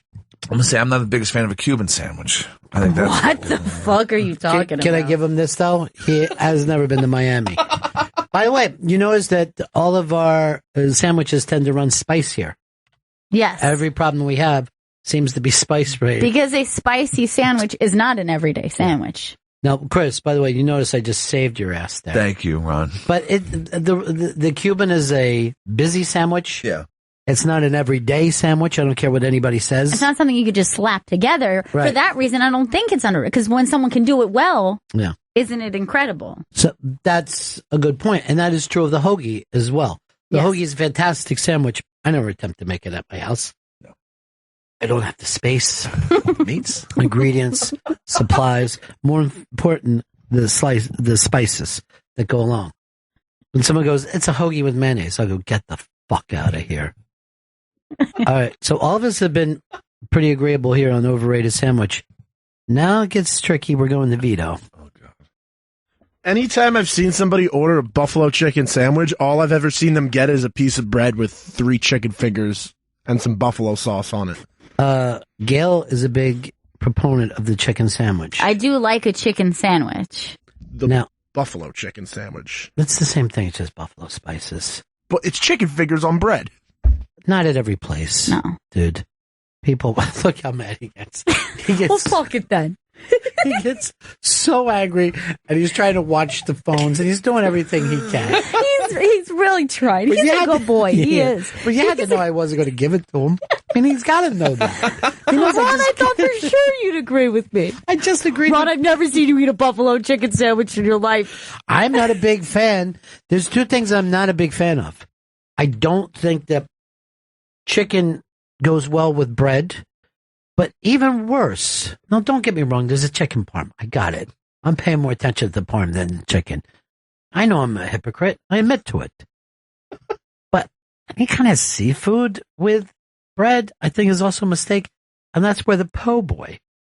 I think you don't like a shrimp po' boy. I'm not crazy about it. I'll eat it when I'm in New Orleans. Because, hey, we're in New Orleans, everybody. Yeah. You know, I'm not, you know what I mean? I'm already not drinking. I'm already a fucking stick in the mud. Is your only exception a lobster roll? I assumed up into the moment I bit into it that I would hate a lobster roll. I was sure of it. They'd done the work, okay? They took care of it. They have the correct kind of bread. When you watch these little kids, it's very funny. I think when they use the po' boy, there's like a thick French bread, and you can see how hard it is for children to bite into. I think that you don't like hard bread until you get older. Yeah. It takes you a while to really be able to take on.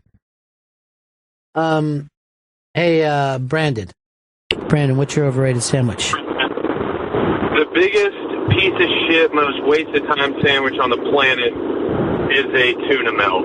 Oh, it's garbage. Brandon, I gotta be careful here. Chris Stanley is with us. Tuna melt is delicious and it's rated just where it should be. It's tuna fish. There's some cheese melted on it. It's warm tuna fish. Let's be honest. It's not rated that high, Chris. Like the tuna sandwich sells better than the tuna melt. I understand, but tuna melt's great. I know, but I'm saying if you were coming up with any list, it's not going to be a top 20 through 25. You rated higher than most people. Here's what I'll say about a tuna melt. I've ordered it at a diner, and for some reason, I feel shame when I do it. Like, I don't think I would want to tell some. Like, it's the kind of thing, like, I would just want to lie and say I didn't eat a tuna melt. It's something about the hot fish and cheese. So good. Chris, let me ask you this. Yeah. Closed tuna melt or open-faced? I always have hated open-faced, but the one exception is the open-faced tuna melt for me. I think that might be the only way you can do a tuna melt. It's just sloppy. No, they close and they're delicious. You can do it closed. I think you get better. I think you get better bread to meat ratio when it's closed. I hate an open-faced turkey with gravy because suddenly you're just having turkey and gravy, and when you get to the bottom, there's a crust and it's fucking bread. Love it. Love an open face. Thanksgiving sandwich, leftover sandwich with the stuffing on it. Yes. And the works. But the gravy doesn't go there. The gravy goes on a sandwich. It does. You're soaking fucking bread, folks. And you're tearing it around. And what Trump is trying to say, make America great again. Don't soak your bread. Not good. Here's something I'm going to tell you. Perhaps toast that bread beforehand. You get a nice texture. Then you won't just deal with full sog. It'll be like a lightly... The fact that there's any sog. Matt, what's up? All right. The California Grilled Chicken Club sandwich. It's got the grilled chicken. It's got avocado, lettuce, and tomato on 3 layers of bread. They cut it in quarters. One bite, and the whole thing just falls apart. There's no flavor. It's all mush. Let me tell you something. Waste of time. I was out in California once. I bite into a turkey club. They had replaced the tomato with fresh avocado. This is a sandwich I remember to this day. I think about that sandwich from time to time. And I think to myself, and I'll even say out loud, even if I'm alone, Ron Bennington, you lived an amazing life. You've got no regrets. That sandwich proves it. Now, this is something I can't believe you haven't brought up yet. What's that? But Chris judges me if we're at a sandwich place and he sees me order a wrap. And he finds it gross. Wraps are garbage. It's a fucking poor man's, white man's burrito. First of all, attacking an entire race is wrong, no matter how you do it. That's my culture. I never order a wrap when I'm out on the streets like that. But like a wrap when I'm out on the streets like that. But like a good chicken. No. Like avocado I know. wrap. Girl, what you're trying to do is have a pickup salad. We know what girls are after. They want a pickup salad. A hand salad? I love them. No. Even a fork salad's nasty. John, what's up? Yo, French dip, totally overrated. Just soggy, hard bread and dried out meat. For some reason, it's not good. The way that you're saying it that way, it sounds like you're getting it at bad places. The French dip is not an everyday sandwich. A la the peanut butter and jelly, the ham and cheese. The tuna milk. Sure. I'll eat French dip every day. You'll eat a French dip every day? When I worked at a bar, I went a few weeks eating a French dip every day. First of all, bar and French dip grosses me out. That actually looks delicious. What is the what's the other weird thing that you dip it in jelly? It's a sandwich. The Monte Cristo. The Monte Cristo. Love. Not an everyday sandwich. Love. It's an occasional brunch sandwich. It's wonderful. But by the time I get to the end of it, I'm like, oh, I've had a lot of this. I don't think I've ever had a Monte Cristo. You will never feel as fat as when you're consuming a Monte Cristo. Like, as you're eating it, you're like, I gotta make some changes in my life. I'm gonna finish this, but I need to make some changes in my life. All right. Stephen Knight writes this to me, and this is amazing. He says, we don't do sandwiches like you, so this sounds amazing to me. When you go to England, people would rather have a meat pie than a sandwich. Oh, you didn't know this? No. When you go to soccer matches there, they consider their hot dog to go eat a meat pie. And when they say pies over there, they're not thinking of a fruity dessert. No. They're always thinking of meat pie first. And then they'll chant, if they get low on pies, who ate all the pies? Who ate all the pies? You fat bastard, you fat bastard, you ate all the pies. This is their way. It's fucking weird. Yeah. That's their way of going, Derek Jeter. Derek Jeter. Dumbest fucking chant ever. I love a meat pie. Oh, no, man. And I wish they were more common. I couldn't be eating them like Here. goddamn hot dogs. I know. Fuck that. I'd be like, I'm trying to watch a fucking game. How am I supposed to put a meat pie on my lap? Now, did they pick up the pie and eat it like, say, like a disc, or do they use like a fork? They've got to use a fork. No, I think it's a hand. I don't think so. Not over I there. eat it with hands. I think they eat it with knives and forks. Is it the same thing as a Jamaican beef patty? I mean, if you need to put it in terms that a New Yorker could understand, sure. Looks like yeah. a Jamaican beef patty. It's like a Jamaican beef patty, except for it's a meat pie. Let's all go to Golden Crust. I like a beef patty, by the way. Matt. Yeah, what's going on? Hey, buddy. I think the meatball sandwich is an overrated sandwich. Matt, I'll just say this. If you are driving, please get off the road because you're drunk.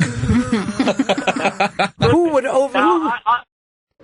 I'm not saying this based on taste. I think that the problem is 90% of the time you go in for a fight and the meatball just slides a little bit in the sandwich and you're just eating bread and sauce. Weak grip, bro. First of all, bread and sauce is delicious. And yeah, secondly, it does seem like you got a girl's bite. Get in there. Get in there and eat that meatball sandwich. Utah, give me 2. 2. Utah. 2. Remember, 2. They got a meatball sandwich. There's a meatball sandwich over there, Utah. Look at me. I'm acting all fucking crazy about it. Even though I've never brought up food before at any other time. He is just out of his mind from that meatball. Utah, give me 2. I'm not going to pay attention if there's a robbery. Every time that somebody is trying to, what was that about? I'm not sure. You didn't see that dude walk up and start nodding to you? What happened? Who was He's one of the production guys here at Sirius. Yeah, but why was he nodding to you? I think I emailed him yesterday to see if he was here. I guess he just wanted to make sure. Yeah, I'm here. Some weird shit. What's going on with you guys? Well, we got our Unmasked coming up in a couple of minutes with Barry Katz. He's got a podcast called The Industry Standard, where he talks to all kinds of people from comedy. It's one of the. I mean, we've never done a Unmasked was somebody that wasn't a performer of some time. Barry started, of course, as a comedian, and he is a very funny guy. But he's known as a great manager, producer, wheeling, dealing, kiss stealing, son of a gun. I could easily do an Unmasked with him on any of the people that he's managed before. He's got amazingly funny Tracy Morgan stories, Louis C.K. Louis C.K. was his first client when they were both very young people. Dave Chappelle, my favorite guy in the world, Jay Moore, Dane Cook, who just grabbed the comedy industry and choked it for a while. Talk about somebody who really rode that bronco of stand up about as high up as you can. Dane Cook has pulled it up. Really, all these folks have. And we were just talking about Louis C.K., where you're like, if someone tries to bring up Louis C.K., you're like, yeah, I get it. Yeah, I saw his, what was it, Pete and... Horace and Pete, which we all went, oh shit, that was brilliant, and Louis was brilliant. But this thing that he did with Pamela Adlon last night, well, bringing Louis Anderson into the other show, all these shows, and they don't remind you of each other. That show nailed it last night. I don't know how you can even keep up that quality. Yeah. I'm preparing myself to start being depressed. Don't. There was a scene towards the end, and I don't want to give away in case, people should check it out if they didn't watch it last night. But there was a scene towards the end that is just so funny and so... Give me a hint. She is telling somebody about something she doesn't want to do for a scene that she's going to be in. Oh, yeah. And that... Which had to be based on Californication, right? Right. And her... them cutting to the kids in the back seat, and it's just so funny. Just the anxiety of it. It's really, really funny and very sweet and endearing. It's very difficult to ride that line when it comes to family comedy, where you don't want to go over saccharine, but you don't want to go too cold. It's very difficult to make a family feel real. And I thought for the first go, it was very good. But here's your prejudice. She's played a single mom, and on Louis, he played a single dad. And whenever on Louis that you saw him cooking or cleaning up or getting the kids to the thing, you think he's a good dude. You know what I mean? He does a lot of shitty stuff, but he's there for his kids. You never give the mother that thing. You know what I mean? You never act like she's really a good dude. She's got a career, but she's making sure those kids brush their teeth. You never give the woman credit. And I just expect, it's like when you're a kid and you think, what can I get my mom? I know something for the house. Yeah. Maybe she's a vacuum cleaner. We see her in here, so something she could fiddle with in the kitchen. You assume she does these things because she loves it. Right. Where you don't assume that from a dad at all. You assume he does his job because he loves it. And usually a dad gift is something that involves golfing, fishing, whatever their pastime is. Smoking. I want to just remind everybody, cigars is always a nice gift. It's really fun. All right, so Barry Katz is next. I think you're going to really enjoy this. Make sure you check out his podcast, The Industry Standard. That's available now on iTunes. Some of the stuff that he's done with Jay Moore, just the two of those guys talking because their history is so deep. But you find out things about the business that you never knew he before. has phenomenal stories, but I think it's an interesting listen. If you love comedy, if you're interested in working in the industry at all, but probably just from a business perspective as well, to see how somebody approaches creativity and dealing with creative people with a business mind. We will be back, all of us, after that. But Barry Katz, Unmasked, and this is Bennington. Bennington will be right back. Tweet #Bennington in the meantime.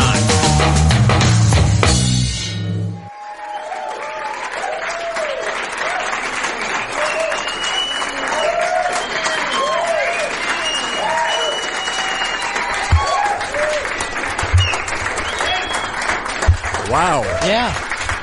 That is crazy. Well, applause for a manager. That doesn't happen every day. No, it doesn't. This is normally the name that you'll hear, like if somebody wins an award and then they say the manager's name and everyone's like, come on, keep it moving. It's true. This is crazy. You draw such a crowd. Well, all these people are here because Barry Katz can make their dreams come true. Like any one of us could end up. Just he'll look out at you and just say, wait a minute, I can change your life. I sincerely doubt that. Yes. Well, see, that is the belief, though, right? That when somebody's looking for a manager, especially a young guy, they think this is the person who's going to make everything happen for me. It's true, and it's such a fallacy. Yeah, but how long before they find that out? I don't know. It's really strange. I always say, people always come up to me and say, how do I get a manager? How do I get an agent? And I always say this one thing that I truly believe for comics. I say, find out where your home comedy club is. Okay?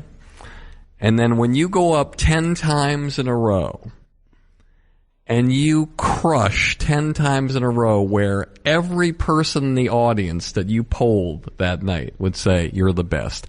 Every barback, every bartender, every waitress, every comedian that hates you says you were the best. If you do that 10 times in a row, get a helmet. You will have a manager and an agent and everything you want after that. But these young guys, do they need an agent first or a manager first?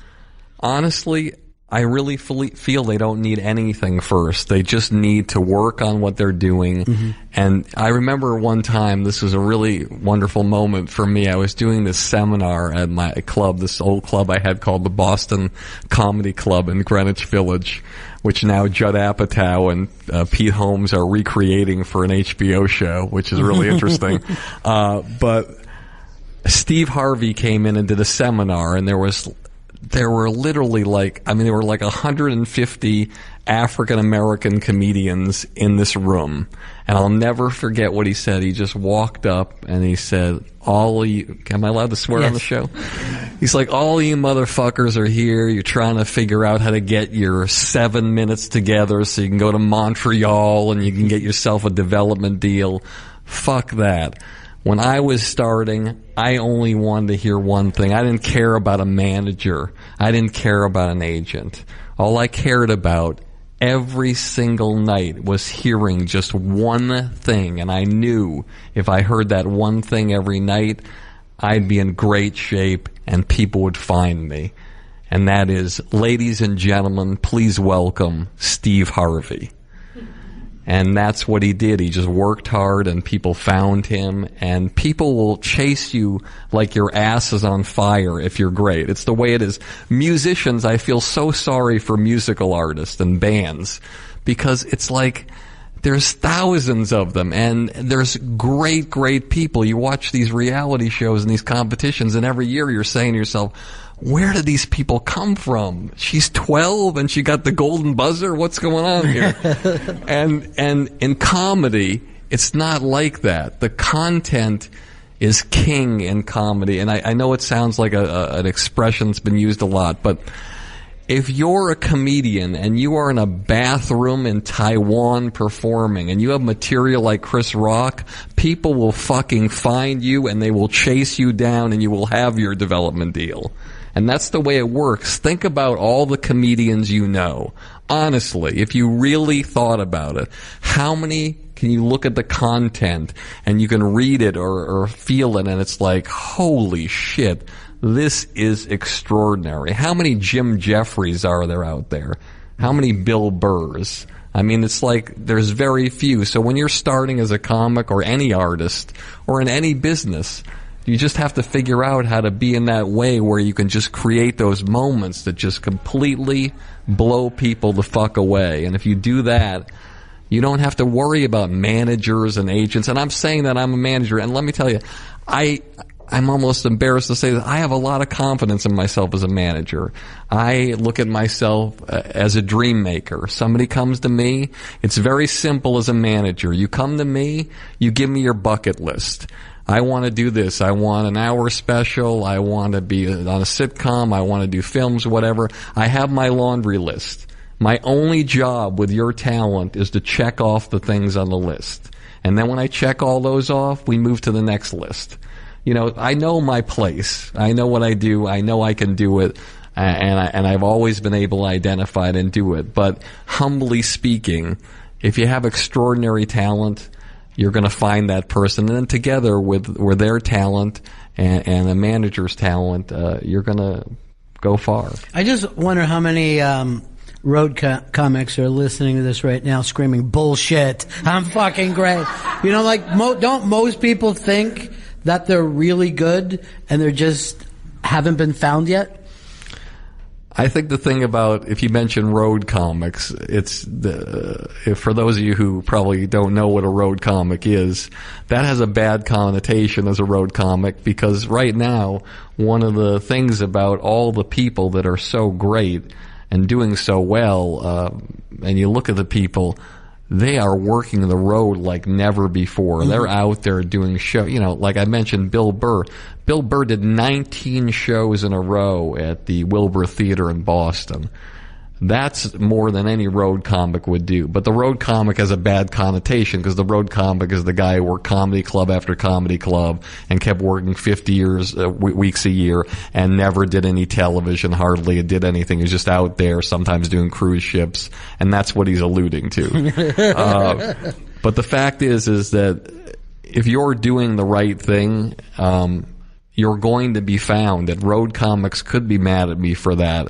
But there's a reason why you're out there. Well, you could say, well, I'm trying to pay the bills, I'm trying to raise my family, I'm trying to do the right thing. But the bottom line is people, I swear to you, it's amazing. People always will find you if you're doing, it's no accident. It's Gerard Carmichael. It's not an accident that Spike Lee did a special with him. I mean, Spike Lee has seen a ton of comedy. Why did he choose that guy? Now, the comics in the back might be, dirty, rotten world. It's not his time. I've been doing this for 15 years. What the fuck? This kid comes along.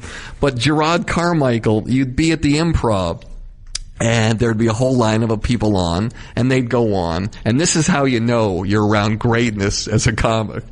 So a comic goes on, all of a sudden you're in the restaurant area, and it's like a gunshot went off. People are just leaving the restaurant bar area, like, where are you going? Gerard's going on. I want to take a look and watch. Attell's going on. I got to be in the back to see that. Attell is closing the show. And that's how you know when your peers are like, fuck it, I got to see this guy. And so Spike Lee does a special with him. Why does he do a special with him? Because he's extraordinary. He's 24 years old, and he's got the voice of what Chappelle had probably back then. He'd probably be mad that I'm comparing him to Chappelle, but the fact is that the fact that there's something happening, and then he gets the opportunity to do a sitcom. If I told you how many sitcoms I've been involved with comics that have burned and crashed like a set of car keys in a fish tank. Because the comic got in there and he just didn't do the work. He didn't put the work in, and he didn't figure out how to exercise that muscle as an actor. But no, not Gerard Carmichael. His show keeps going. And you might like the show or you might not like the show. Even if Gerard was here, you know, he'd tell you it's not the level of Sanford and Son or Cosby. Mm-hmm. But, you know, he's trying to do something that's sort of trying to navigate within the world that is sort of part mainstream and part the edgy has. And it's a rough navigation to do, but he's not doing Hanging with Mr. Cooper. Right. You know, where Mark Curry, who, by the way, I should share this, you know, Mark Curry was one of the greatest comedians of my generation, from Oakland, won the Oakland comedy competition or whatever it is, and always incredible. And then he got an offer to do a sitcom, and he got a lot of money, but the sitcom was soft.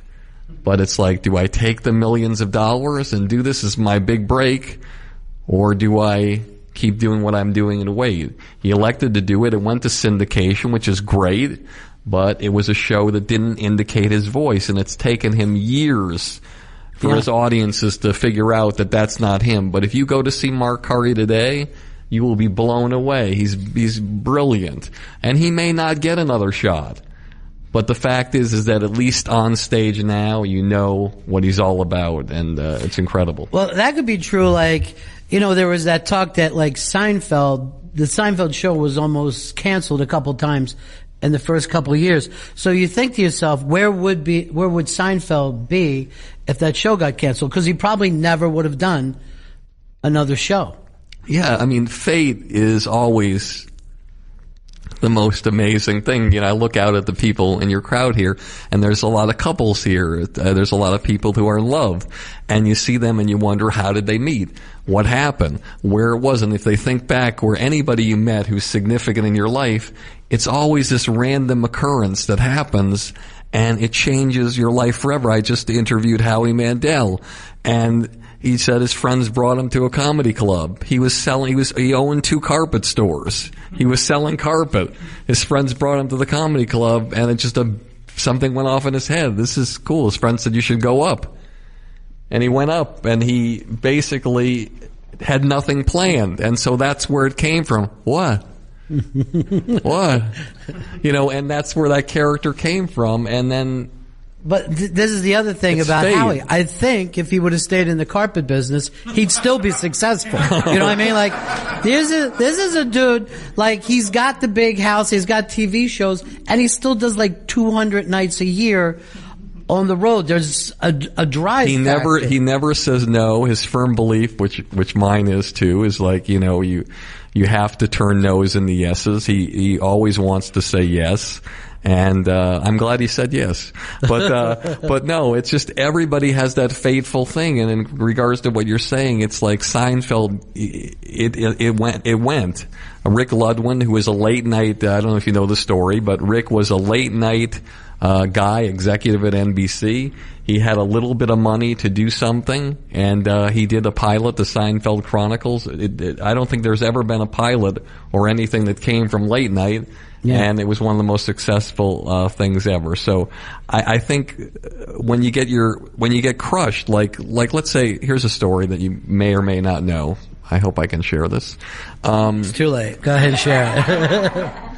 I was taking a flight from Montreal one time with Jordan Peele from Key and Peele. And he told me this story, and I'll paraphrase. He said that he was testing for SNL. He had 4 shows left on Mad TV before it was going down. Now there's a new Mad TV that just came out, which is great, with some great people on it. But he was doing that, and he tested for SNL. 4 shows left on the contract at Mad TV. He gets the call from Lorne Michaels, Marcy Klein, and the team there. You're in. You got the show. He goes to Mad TV. Guess what, guys? I got SNL. This is so great to leave Mad TV and go on to that. I just have to leave, and I'm gonna need to get out of some of these last shows here. No, you're not. No, but you don't understand. I've got SNL. It's the biggest goal of my life. This is very exciting. I'm going. No, you have a contract, Jordan. No, but I mean, this is really important to me. I'm good. No, we're not letting you out of the contract. And he had to call SNL and say, I can't get out of my contract. And he lost SNL, the most bone-crushing thing that could ever happen to an artist. But guess what? With fate, he should send Mad TV a fruit basket. Because that's where Key and Peele come from. So is that kind of a philosophy of yours, though, that this stuff will work out? Any setback, you can work? If you're extraordinary, and as I like to say, if you create the holy shit moments. Yeah. And people laugh at me, but I always say, if you're undeniable, you will never be denied. And you keep doing great things, you keep standing out. Look at you. I mean, I've been studying you for a long time. And I was joking with him backstage. The guy looks like he's killed people in his lifetime. Never found guilty. Now, and I'm sticking with that. Me and OJ, neither one of us So I'm sitting across from this guy back there. It's like, this is so serious. It's like I'm near him. I literally think, if this guy had a pinky ring, it would all make sense to me. and then, but I see what you do here, and I've listened to so many things that you've done, and it just, your body of work is just so incredible. There's a reason why these people are here. There's a reason why you're doing what you're doing. There's a reason why. It's because you're extraordinary at what you do. And people listen, and then they tell their friends, and they tell their friends, and it keeps going and going and going. Ron Bennington is the gift that keeps on going. Well, and yet the family of my victims feel totally different. Isn't that odd? But I guess we all have that as well, right? In the business, I'm sure there's some people that you've done very well for, and then other people feel like you didn't make my dreams come true, or they didn't make them come true the way I wanted them to. I think that is true a lot of times. People, look, I'm not the right person for everybody, and not everybody is. You get in relationships and you have great moments, and then something happens and it doesn't work the way you want it to. But every artist that I've ever represented that I don't represent anymore, I feel like I have a great relationship with. I mean, there might be a few that might feel uncomfortable around me, but for the most part, I see them, I hug them, and I feel a great look. I represented Tracy Morgan. When I met Tracy Morgan, I used to go to the Uptown Comedy Club in Harlem. I used to love that. And if something about me you don't know, I grew up in an all-white town in Longmeadow, Massachusetts. I think there were 2 black people in the town. There were no Asian people. There were no Latino people. There was nothing. I was sheltered, and I went to when I went to Boston and New York, I didn't matter to me. I just felt like everybody else, so I had no problem going to Harlem. I was the only white person there. I like to say I looked like a line of cocaine on a black album cover.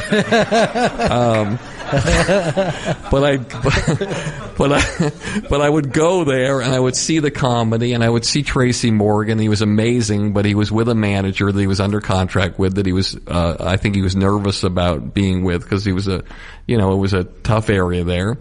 And I'm in my office one day and he comes in. I'll never forget this. He's wearing, the kind of white t-shirt that isn't white anymore. Somebody's worn it so many times that it is a form of gray with those moth holes in it. He was wearing shorts that were all ripped up and dirty, and these Converse sneakers that were all like messed up. He had hair sort of all over the place. What does Imus say? What did Imus say that got him in trouble? Was it nappy-headed hoe? Yeah, that was it. Oh, so, great. Now I fucking just said it myself. God damn it. God damn it.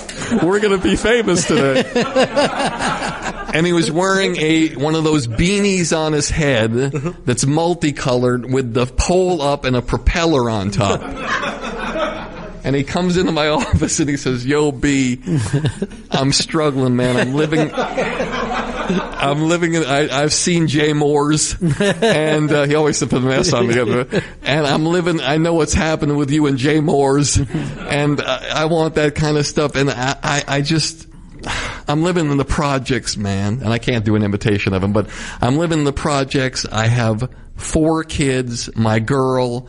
There's bullets going around. I gotta get out. I know you're the only guy who can help me. Please, will you represent me?" And I saw Tracy, just the most amazing physical, unbelievable comic up there in Harlem, and I said I would love to. And this shows you the trajectory of comedy. And I always say anything I'll say here, I say if they're sitting here. That's my policy. So I have this great run with him where I take him on immediately. I get him, with his talent and mine, a development deal with the WB that paid him $60,000 for 4 months, for just a 4-month pilot season hold, which put some money in his pocket, helped him start to get out, then submitted him to SNL with his talent and mine. He got SNL, and he moved to a beautiful high-rise building on the water, and I'll never forget that call when he first got there. Yo, B, without you, I never would be here. My kids are safe now. My girl is safe now. And it means so much to me. And I'm on the greatest show on television. Thank you. Now, there's a roast of me at the club, Boston Comedy Club, which I think you know, Judd Apatow and Pete Holmes are doing an HBO show surrounding the Boston Comedy Club, and they recreated it, which is really exciting. So the roast, it's packed with comics, and Tracy didn't understand what a roast was. And so people were shitting on me left and right, and he's watching, and he's getting really emotional because, and wants to fight somebody because I've helped him and his family. And so he tells the host, which I believe was Rich Voss or Jeff Ross, listen, I gotta get up there. I want to get up there. And I think he's gonna go up and roast. And he gets up there and he basically just says, he's crying. He's like, you motherfuckers. This guy saved my life. He took my children. We're safe now. You don't know what the fuck you're talking about.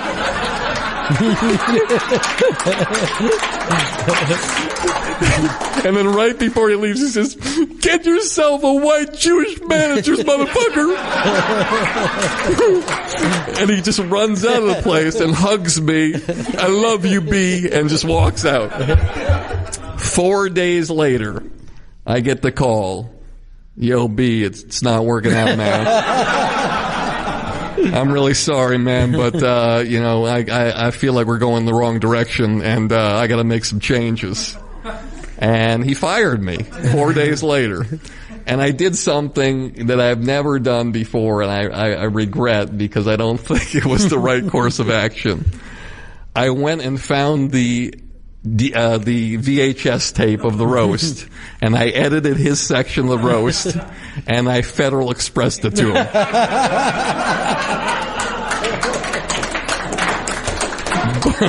But in all fairness, I love him, and we talk as much as we can, and he wrote his book, and he gave me a great little prop in the book and on Stern, and I was very grateful. And so I love Tracy Morgan, and true to form, talent rules, and he's had a great career. Well, but what about for you? I mean, like you said, it was his talent, your talent that got him that. You're not protected from that point on. You're not protected if someone says, now that you got me here, I want to sign with some big agency. No, that's the way the business works, which is kind of strange. Like, if I went up to anybody in this room who's a performer, and I said, okay, look, if I get you Saturday Night Live, we're locked together for the rest of your life until you die. Are you okay with that? Almost everybody would say yes. Yeah. Because who doesn't want to be on one of the greatest shows on television working for a fucking genius in Lorne Michaels? I mean, there is 42 years on a television show, breaking, hundreds of stars. Even the people who even spent 2 years there. Jay Moore was there only 2 years. He's done 13 movies with Academy Award winners. That's not an accident. It's because somebody who's a genius believes in you. And so, if I did that contract with anybody here, they'd probably do it. But we don't have those kind of contracts. And the weirdest thing is, a lot of managers have contracts. I personally don't really like them or like to use them, because it's like, what's the difference? If somebody's going to fire you, they're going to fire you anyway. If they're going to not pay you, they're not going to pay you. If you're going to have to sue them, what's the point? It's like, what does it mean? It's like getting married. You have the contract, everything, but you know that after 10 years or whatever it is what it is. So why worry about it? I just want to have the relationship with the talent, and I want to be in a situation where we both ride the bull as long as we can. And if there are problems, your only hope that you want from an artist, the only thing you want from an artist, is you just want them to come into your office and sit down and say, look, this is the stuff that's been going on that's extraordinary and great. And here are the things that I'm not really happy with. and let's take 6 months and let's work on these things and let's see if we can figure it out and get past this, like any relationships, as opposed to just getting a call or a FedEx, it's over. That's what I would prefer, and every artist would prefer. So if you are an artist listening, and you feel like your representation isn't doing or whatever, the greatest thing to do is just, what do you got to lose? Just give them the opportunity to do exactly what you want them to do. And then if they can't do it, they know they didn't do it, and then you move on to the next thing. But, you know, the thing about comics, I think even more than most artists, is they hit some really dark moments more than most people. I was just, oddly, I was sitting out and ran into a comedian who 99% of the people wish they had his career, and he was just like, I don't know what's going on anymore. It feels like nothing works out. And I just said, Norton, stop it. Seriously. I'm honestly telling 100% this actually just happened. And while we were doing it, people were walking over going, I love your work. And he's like, yeah, thanks, man. Great. But I don't know what it is. Just not connecting with people. But I think that's true of most people I know. Like most people I know, you have to almost remind them. Yeah, well, Jim Norton is a guy that I represented Jim Norton with a person in my office, Maureen Tarrant, long ago, and actually we represented him when he got the Opie Anthony job, and I love Jim Norton. And the thing about Jim Norton, and I on my show Industry Standard, I interviewed this guy Larry Moss, who's the greatest acting coach of my generation. He does DiCaprio, Hilary Swank, Helen Hunt, the late Michael Clark Duncan. And he has this great philosophy that he says that every great artist, extraordinary artist, has had a hole blown through them. There's either a divorce when they're younger, a death in the family, something horrible, even, God forbid, an uncle touched them in a sandbox when they were four, whatever the hell it is, something. As long as he only touched the sandbox, I think they're fine. It's when they move on from that haunts you. You're probably right. Something about sand. Anyway, something bad happens in your life, and all of you out here, you know what the bad things are that happen to you. You know the horrible things. For me, my dad died when I was 4. And so, for me, I remember hearing noises that woke me up. And I would walk around to the kitchen, and I would see my mom at the sink in the kitchen. Every parent has that sink in the kitchen where the window they look out at. And I looked at her from behind. And when you see somebody crying from behind and their shoulders are shaking? And I remember I would go to my mom and I would grab her leg when she was crying, and I would look up and say, everything's going to be okay. And I feel like in my career I became the everything's going to be okay guy. The whole thing about management is you want your artists to feel safe. You want them to know no matter what happens, how bone-crushing the thing is, that everything's going to be okay and there's going to be something else behind it. And with Norton's had a tough life. Norton knows all the issues that he's had and the problems and whatever. And he's a guy who's been damaged very, very hard. But one thing about Jim is he has an original, extraordinary voice. He's a tremendous stand-up comedian, and actually, he is a great actor, and he doesn't spend enough time working on his acting and getting out there because he really does a great job. I've seen him act.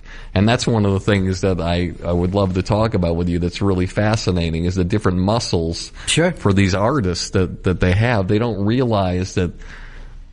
We talked about Howie Mandel. It's like, and everybody's going to think everything about any comic. Let's face it, if you took a poll of everybody in comedy, how many of them are going to unanimously think of them in comedy like they think of Tom Brady in football? I remember somebody told me they were in the cellar, Comedy Cellar on McDougal in New York, and they were like, they were watching comedians, and Chris Rock went on, and basically he got off stage, left, and they all said to each other, boy, there's Chris Rock, and then there's everybody else. But then again, another time, a comic was telling me that him and Chris Rock went to the cellar to work out some material, and Chappelle went on. And after Chappelle got off stage, they were like, yeah, fuck it, let's just get out of here. There's no way. There's nothing to do here. Another example is, there was a show, the April Foolishness show with I forget the radio host now. Is it Kevin and Bean? Sorry. Kevin and Bean. And they used to do these things at the Universal Amphitheater, 6,000 seats. And there's all these comics like Jay Moore and Eddie Izzard and Bill Burr. And Brad Williams gets his first shot to do the Universal Amphitheater. So, you put on a new guy. You don't put him on last. You put him in the middle. He gets a full standing ovation from 6,000 people, and Jay Moore has to follow him. And Jay Moore went on in front of 6,000 people and said, I think it's pretty obvious all the comics and back and myself, we're all playing for second place right now. Yeah. And that's the thing, is like there's you know who's great, and there's so few of them that are great, and to get to that level you have to be there. So we was talking about Howie Mandel. So here's a guy who's acted, who's written, who's executive produced, who hosts, who wrote an animated show and starred in did the voice, in 65 countries, I think the thing's in. Yeah. So he's an author. I mean, there's nothing that this guy hasn't done. And I talk about using every cylinder in your engine as an artist. And so many times artists, they're like, oh, I wrote this script. I really put all my effort in the script. Oh, I sent it out. Nobody wanted it. Fuck it. It's... Yeah. You have to be able to do everything. You don't have to be able to do it. You don't have to, you can do whatever you want. But if you want to have a great career, why not use everything that you have? Bill Hicks, another genius. I don't think Bill Hicks cared about being an actor. I don't think Bill Hicks cared about being a judge on a show. I think Bill Hicks cared about being the greatest stand-up comedian in the world. And that was fine, and whatever came from that, whatever, and that's fine for a lot of people. But for most artists, you have to realize that you have a lot of different talents in your brain, and look at you, you're doing a podcast, okay? Do you have to do a podcast? No. But you figured out another lane and another cylinder in your engine, and it worked. And for me, everybody told me not to do the podcast, lawyers, agents, managers. It's like, don't do it, Barry. You know where the bodies are buried. You know where everything's happening. And it's going to be hurtful. And I just wanted to help. That's all I want to do, because you take the Tracy Morgan example. When you work hard with somebody's talent and you fulfill one of their greatest dreams, it's one of the most amazing feelings in the world as a manager. I went home when he got SNL and I sat down and I laid down on the floor of my apartment and I was just like, wow, this is amazing. And then when I started the thoughts of the podcast, I thought to myself, I only help one person when I do that. It's a great, great thing. Yeah, I help the network with my and people watch it, but I'm really only helping one person. Why can't I do this in my spare time? Do it at lunch times and edit on Sundays. And now I can still manage and help people. And now I can help millions of people. And they can get the advice and see the behind the scenes of all these people and their journeys and know that they're not alone. And they can do it.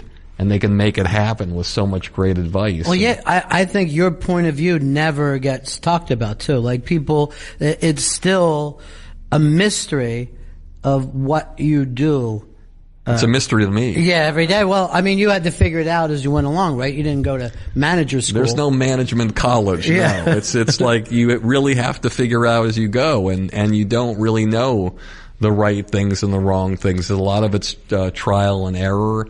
And even to this day, there's things that I do that there's look, when somebody works with me, they pay me for one thing.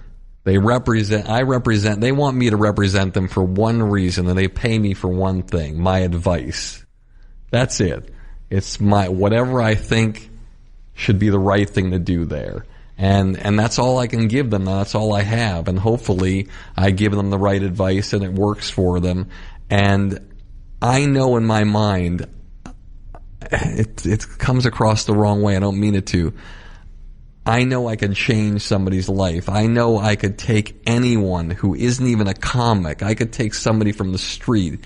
And if I worked hard with them on everything, I know I can make it happen with my talent and whatever they have inside of them. I always felt that way. I always felt that I had the eye and I could see the people. I represented so many people when they were teenagers, like Chappelle and Jay Moore and Louis C.K. and all these people. And, so that's the original talent that you have, that you can spot it as soon as I know, as well as it is. I normally know right away. It's like when I met Chappelle. Do you mind if I share the story? No, go ahead. So, a manager at my comedy club, Jason Steinberg, who's a manager now in New York of talent, he told me about this kid who came from D.C. and, I'm going to tell this story a different way. I ran into Dave. I had lunch with a little bite to eat with him at Real Food Daily in Santa Monica. I sit down. Right when my ass hits the cushion, he says, "Do you know what month it is?" I said, I don't know. It's Black History Month. I don't know what it is. He said, no, it's I think it's 20 years ago or 25 years ago this month that you met me for the first time. Do you remember what you said to me? I said, yes, I do. I remember like yesterday. My manager, my club, Jason, he had you come on a Tuesday for me to see you. And I remember I met you in the middle of the club before the show, and I shook your hand, and I said, I want to manage you. I want to represent you. You're going to be one of the biggest stars in comedy, and you're going to change the face of comedy. And I know together with my talent and yours, we can make things happen.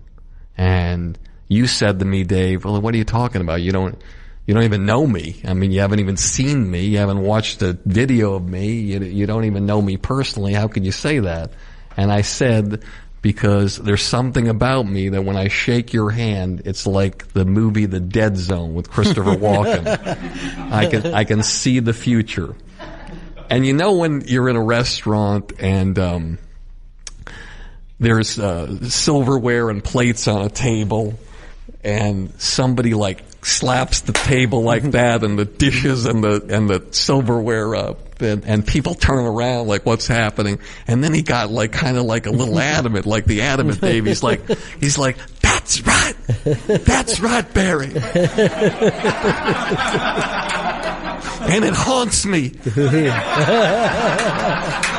It haunts me every fucking day.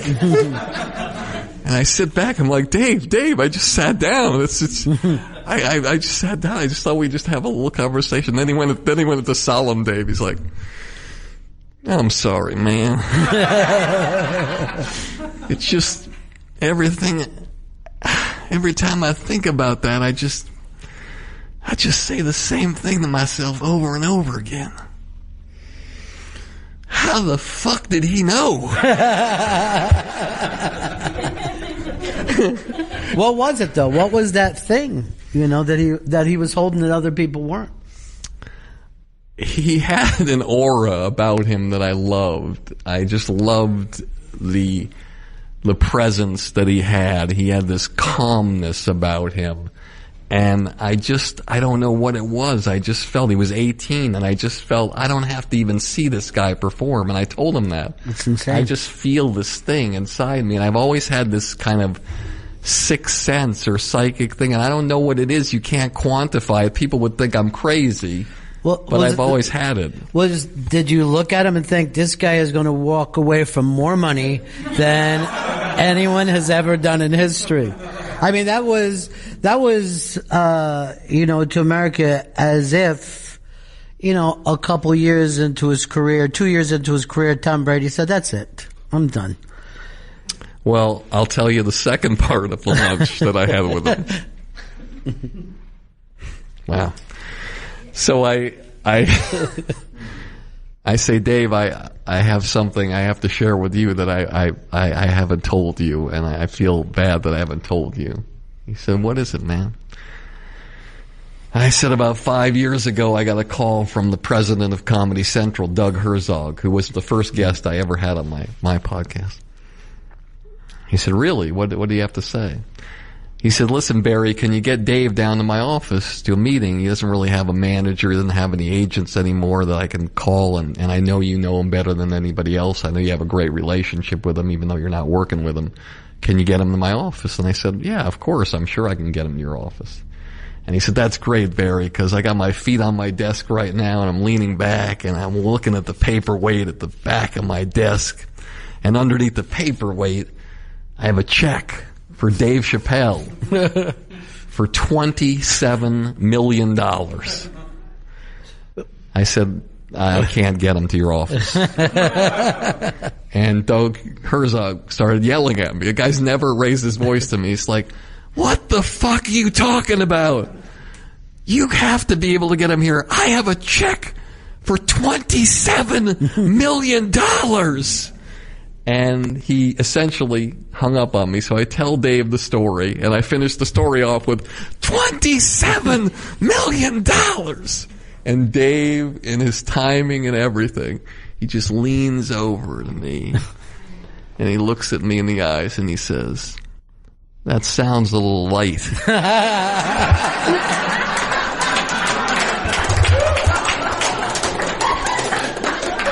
You have a lot of interesting days, huh? There's plenty of days that become stories as time goes on. Oh, this is one of them. This is, I tell you, I know you think I'm shining your ass. Yeah.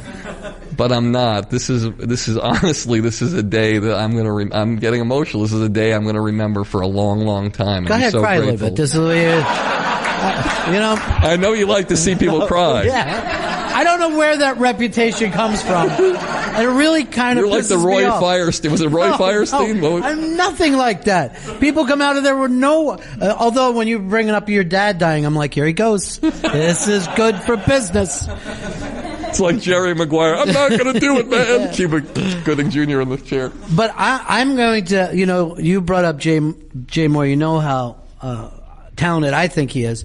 I don't understand how Jay Moore at Saturday Night Live didn't go on for 11 years and become... I mean, there's very few people that could do impressions, create characters. That show seems like it was built for him. And it always frustrated me that it didn't work. Imagine how he felt. Yeah, I read the book. I'll tell you my opinion of why. And you can... and the people, if they were sitting here, I think they might agree with a lot of it. Everything in your life and your career is about navigation. It's about how you can deal with certain situations and the obstacles. Every office you're in, wherever you're working, there's always going to be somebody there, whether you like it or not, that isn't necessarily your biggest fan, doesn't want to see you rise. I know people would disagree with me, but it's a fraternity of comedians here. But if you don't think on the new faces out of 9 or 10 people that they're not in the green room thinking to themselves, I'm going to fucking take down these guys. Mm-hmm. You have to have that mentality because there can normally only be 1 or 2 winners. You have to be whenever you watch a show, let's say you go to New Faces. Mm-hmm. I'm sorry I'm digressing here, and there's 10 people. At the end of the night, when you poll the entire audience, and you were to tell them to rate each comics from 1 to 10, there is going to be, at the end, when you put the votes and the tallies together, there's going to be the best, the second best to the 10th best.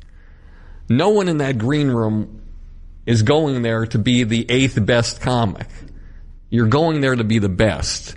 So you want to be in a situation where you can navigate with everybody. Hey, how you doing? Good set. I hope you have a great set tonight. Kick ass, buddy.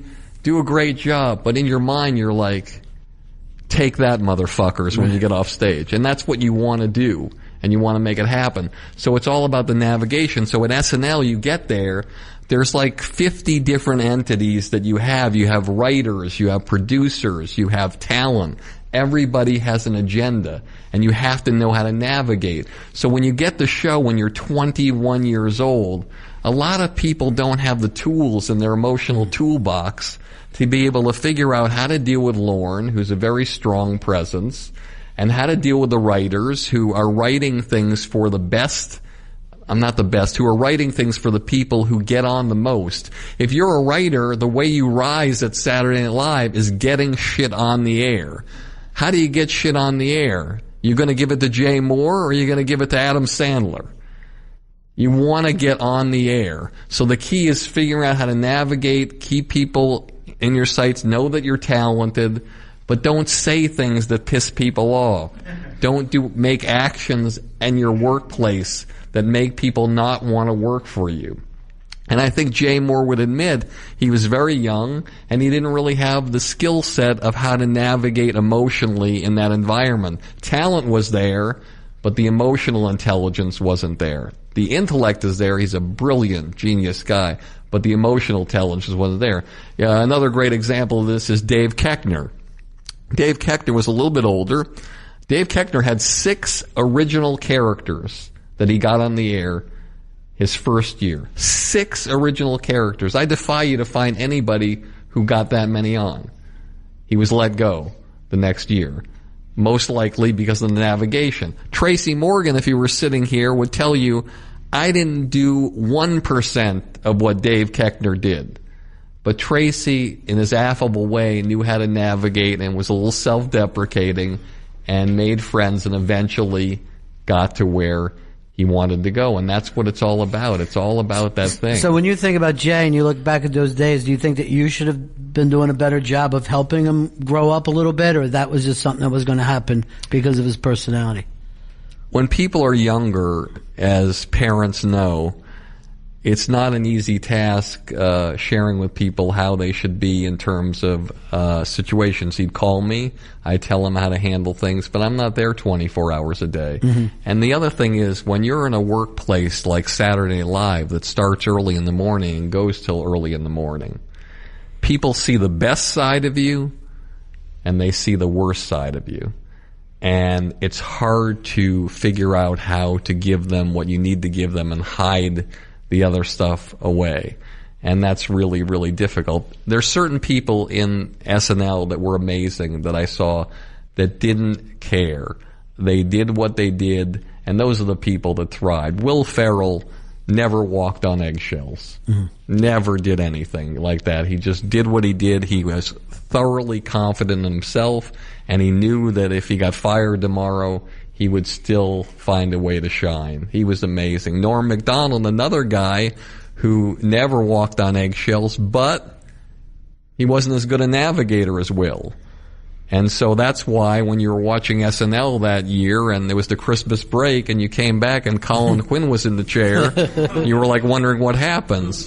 And basically, I can't say this because I'm not next to Lorne, but in my mind what that said was, no artist, nobody in my company is bigger than the show.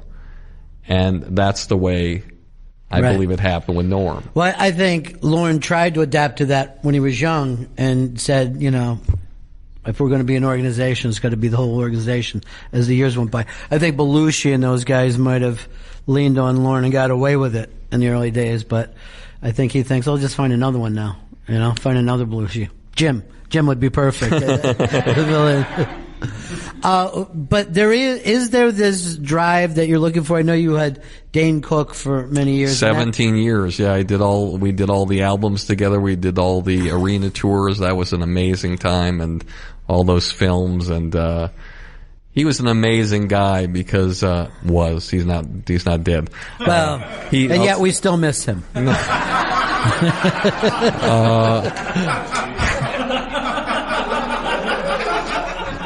He will be back. He will be back. And I know you find that odd, me saying that, because I'm not working with him anymore, and you'd think to yourself, why would Barry say that? Why would Barry support Dane Cook? Why would Barry fight for Dane Cook when he probably got fired and had his ass handed to him?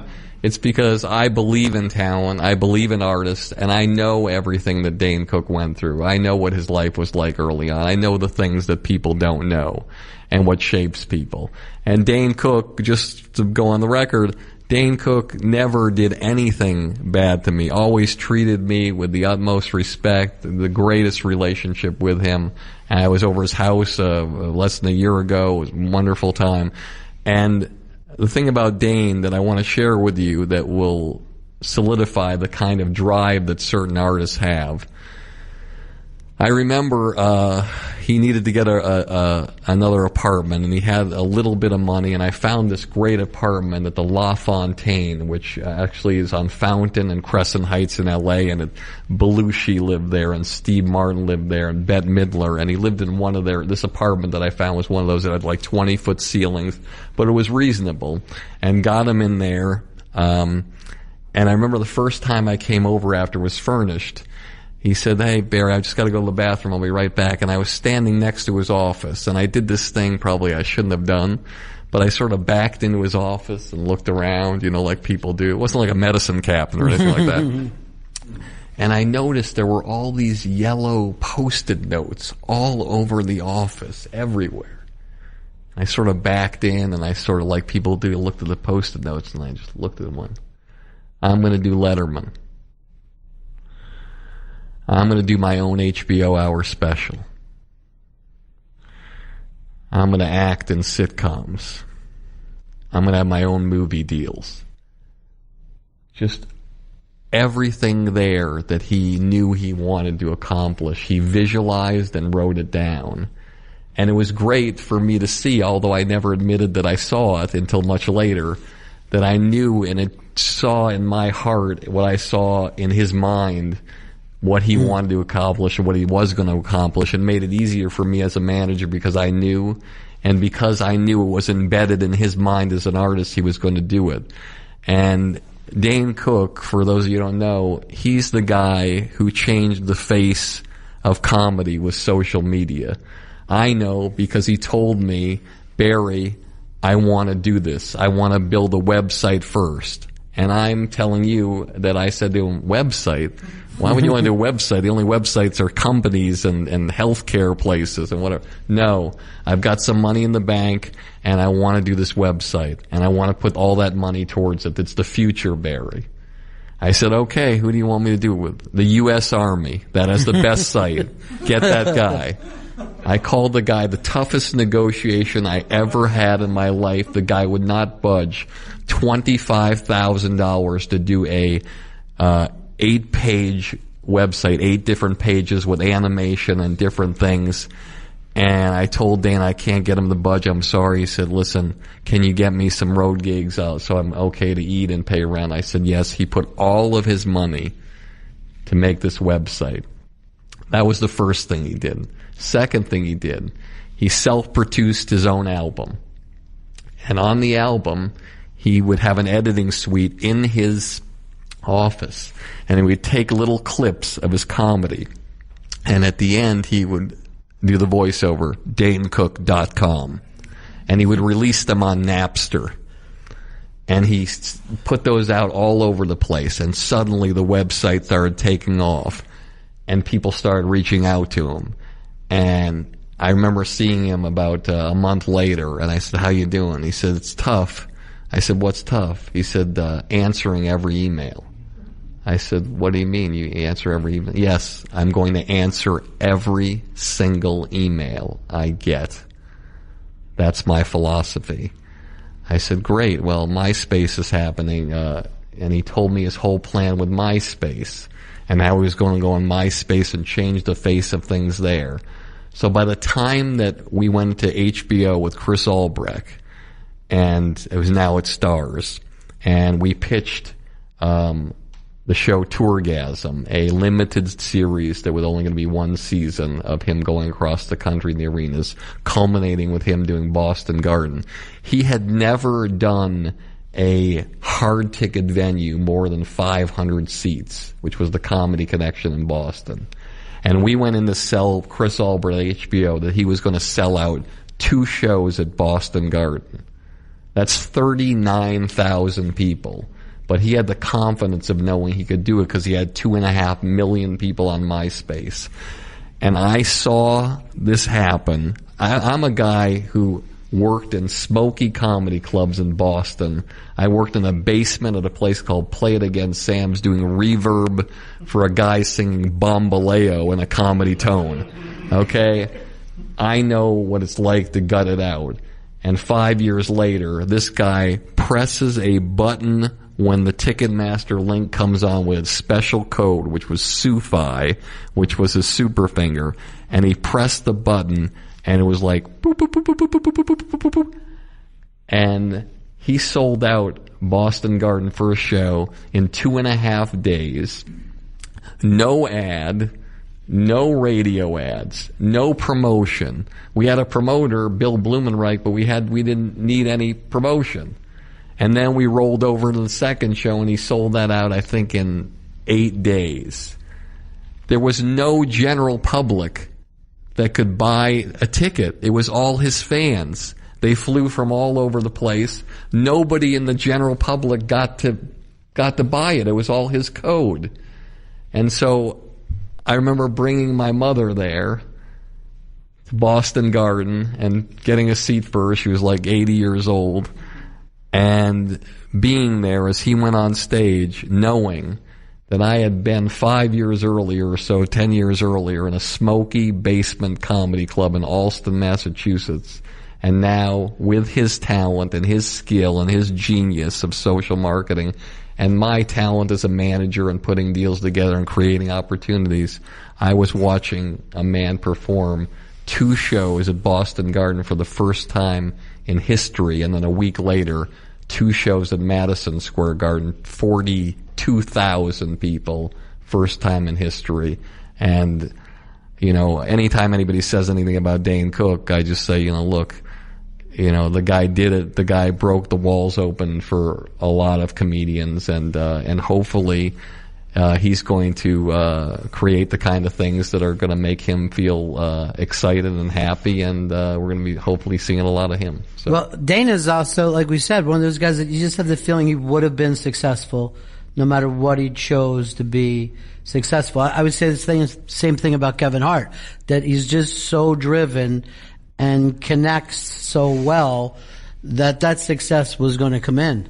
Yeah, absolutely. Kevin's amazing. I got a chance to interview him the other day. I always say something else, and I'll share with you guys, is that it's kind of embarrassing, but I guess I'm not exactly how I preach. Every day, like, I think to myself, it could be the last, you know, it could be all over. I don't know what's going to happen.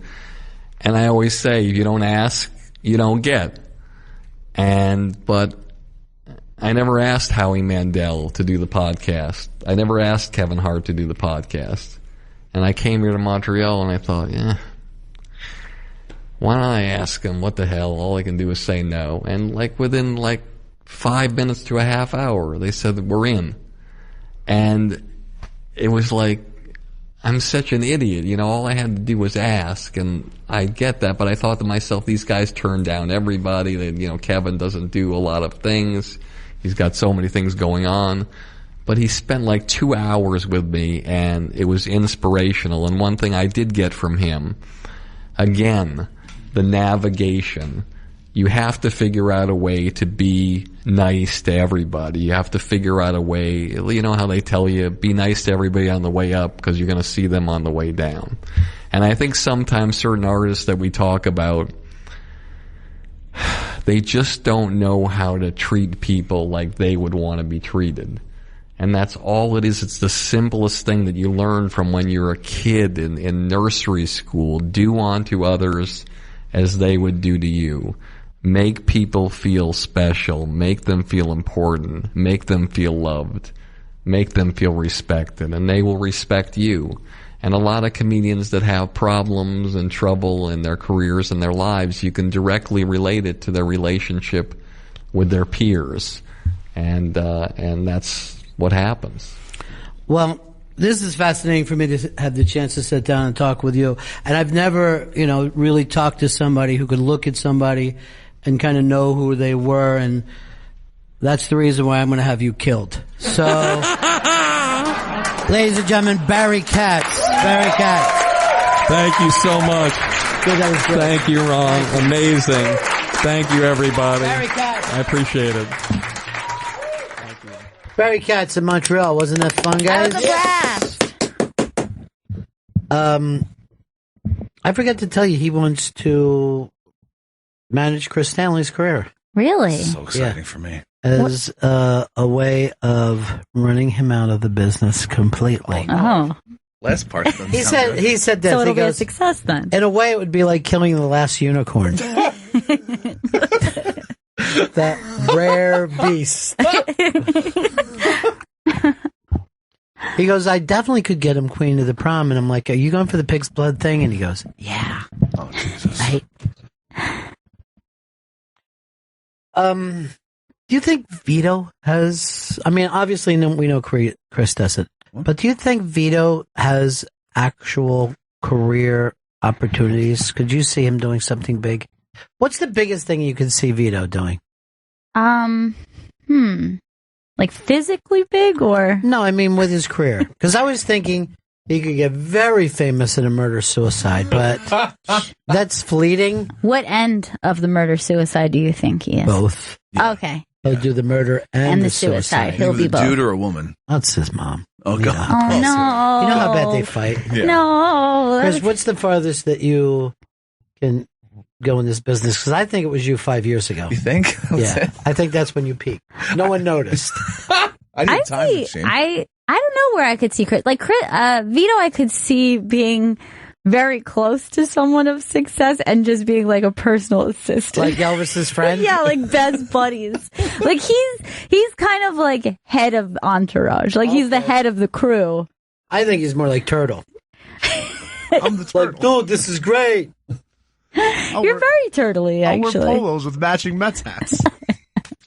So is that your thing, that one of your friends makes it big? I mean, I would like to be the one that makes it big, but I guess if that's all I could reach for. Get that tequila company. Do you have a goal? I mean, I love doing radio. It's great. And then, I don't know, I always liked writing. Yeah.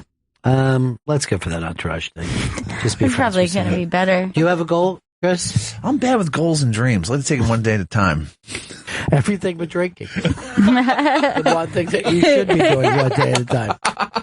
Everybody was surprised that you didn't break your drought, as they say. You look like you replaced it with a package of Clark bars that didn't belong to you. Yeah, those weren't yours.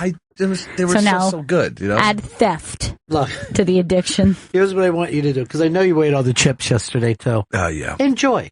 If it shows, but at least let me have it before you start into it. Like what I hate to do, and this has happened to me before, somebody else in a gift basket, and I'll get here, and the gift basket is open, and there's stuff all over, and then they tell me who it was from. And I go, well, can I at least see the gift basket, look at the card, and then I will always say, guys, enjoy the gift basket. But don't enjoy. I'm going to be here in a half an hour. Don't start eating it before I get. Something is really offensive about just seeing your gift just ravaged. And I'll text back to the person. I'll go, thank you so much for the already eaten gift basket. I really saw all the wrappers. You know I don't care. Although I think I wouldn't mind splitting a Clark bar today. I would love a second chance at the Clark bar. Just give me one more shot. That's 2/3 of the Clark bar. By the way, is going to be the other third? Are they like is that like a 1930s candy? I believe so. It's an older candy. I was very impressed with it. I did like it. It's overwhelming to me. I can't Better imagine. or worse than a Butterfinger? First of all, let's see what year it came out, and then we're going to check on Butterfinger. 1917. Wow. Ooh. Now look up Butterfinger, who completely.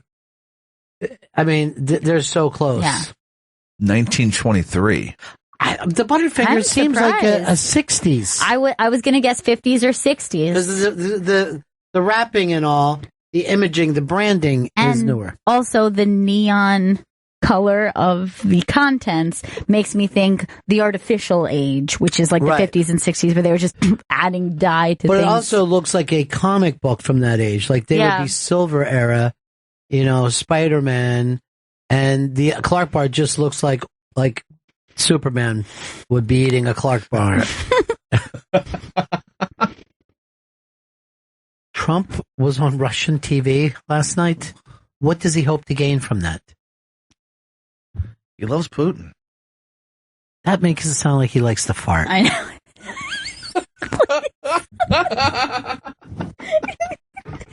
Vito can't keep them together. By the way he said it too. He loves Putin. Oh, God. You're a weird guy sometimes. Did you watch the game in the studio last night, or were you at the bar? That's what made me sad, because Earl used to do that, right? Oh, that was shit! He used to Earl. watch Yankee games all the time. And what would he do? He would have his crackers and club soda. Diet ginger ale. Yeah, and then we'd be like this. Earl, why are you keeping crackers and diet ginger ale here? And it's because that would be his treats. And he would sit and watch all the TVs and feel excited about it. Crackers and ginger ale is something a sickly person eats. That's not a celebratory meal. He was sickly. I don't know whether you know this, but he basically, his stomach got so bad, eaten up with ulcers. I'm going to just say 3 initials. O-N-A. But anyway, during that time, he started cramping up because they used to have him do a million different things. I'll never forget the day that he wouldn't go down, he wouldn't ski. And they were screaming that he had to ski. He was up in the mountains somewhere and he wouldn't do it.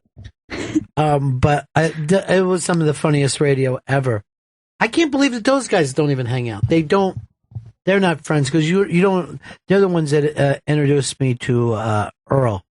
And then he came to work for us, mainly because Ope gave me a call when I came back. He goes, look, I'm glad you guys are coming back to New York. Is there any way, and you can say no, but is there any way you guys would consider Earl? And I'm like, damn, I would love to have Earl. Because I didn't know him well enough at the time.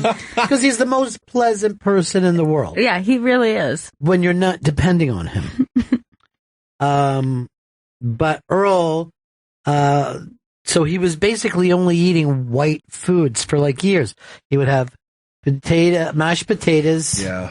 And he would have a clear broth. Yeah. And, it's because his stomach would bleed out if he had anything like, a chip could kill him. No flavor. I recall now you were saying once you were out with him and he ordered like 2 potato dishes. 2 potato sides. And then we were laughing. He's like, what? And like we would be at a great restaurant, like, and we're all out together. And we're in New York, and everybody's finding out what the special is and all. And then he would like try to emulate. And he goes, "What kind of potato do you have?" Yeah, I'll have that. And they're like, "And as an entree, right now that'll be it." And then we would just start fucking laughing. He wouldn't eat an entree. No, he refused. I guess it was fear. No, it hurt. It hurt his stomach because so many people asked him to do stuff. He should have took the plunge just once. We were talking about 9/11 earlier, and it's 15 years, which is crazy. But the night that we went on, well, you were there, Gail. Yeah. Everybody couldn't get into town. And Earl, who did not work for us then, worked for us every night just because he was at the station all the time and we could use somebody. So he was in there every night. So that bonding that we have with Earl is always going to be our friend forever because he was, I don't know what the sensitivity of that is. You know, the weirdness of that time that you feel close to all the people that are around. But Earl was there, and then Billy Staples came in and hid on a train. They made everybody get off the train. And he hid in the bathroom of the train and rode into the city when there was no running back and forth. And he came into New York to work with us. So it was me, Fez, Earl, and Billy that first night, and then Billy stayed in the city. But we had other guys working for us, Al Dukes, and who else? Rory was there. Does Rory still work here, by the way? Yeah, he does. Yeah, never see him on this floor. He's never down here. Don't understand how you could not work where the studios are. Once you got into radio, you know what I mean? Like Cito seems the same way. Like you're not on radio anymore. But anyway, those guys who didn't make it in, we never let them forget it. We were like, yeah, that was the night you didn't come in. And they're like, yes. They would not let anybody in. We were like, Billy got in. You know what I mean? Like they would never be as close as the four of us because we shared that thing. And as I said, people don't realize Gail sat right next to me that whole time. But all the people from that time that we met, and it wasn't just that night, but this is the first year I didn't hear from Hard Rock Johnny. Because for 14 years after, he called me every year. He's got to be on vacation or something, huh? He might be away. But my friend GVAC, who we lost this year, I heard from every day. And that's the thing, that all the people, because we used to go out and do these bar crawls and stuff like that, all the people that came together, I'm going to love forever. And GVAC was one of those people, and he's gone. Irish Alki is gone. Ice Cream Girl passed away. And she was one of our friends that we all, for some reason, all the parties got closer after that, you know? People really leaned on themselves. And I think there's a nostalgia, weirdly, for those times, you know? Because it was like, it felt what it must have felt like to have been in Paris after the siege or in Berlin after the bombings. You know, the fact is, because death is around, you're like closer to life for some reason. A guy who still listens to this day, I won't bring up his name, but he was a cop who went down and worked on that funeral pyre for months and months and months. And when I left New York, he came and gave me his badge because he used to listen to us every night. And he said, give it back sometime. All these years later, I still keep that badge. And I'm not giving it back yet, but I will. Because that's his badge, but it means enough that we're connected through that type of thing. So, as we will say goodbye here today, 15 years after the fact, and, you know, this is a day that we miss Fezzy too, because we'd always sit around. But this was a song, this was Earl's idea. The first night we ended the show with 40, and every night after that, because we went a long time without playing any commercials or whatever. So all that music from that time. But it was very weird. If you go back, there's certain albums that almost is like they knew lyrically, it felt like they were about 9/11, even though they were written before. You know, Bowie had I'm Afraid of Americans, which was weirdly this thing. But this song seems like it was written for 9/11. It was the #1 album at the time, and it makes me remember everybody from those days. So, Fezzy, thinking about you today, and love you, and all the folks that I mentioned, and a million people that I haven't mentioned. Always thinking about you this time of year. This is you too. Walk on.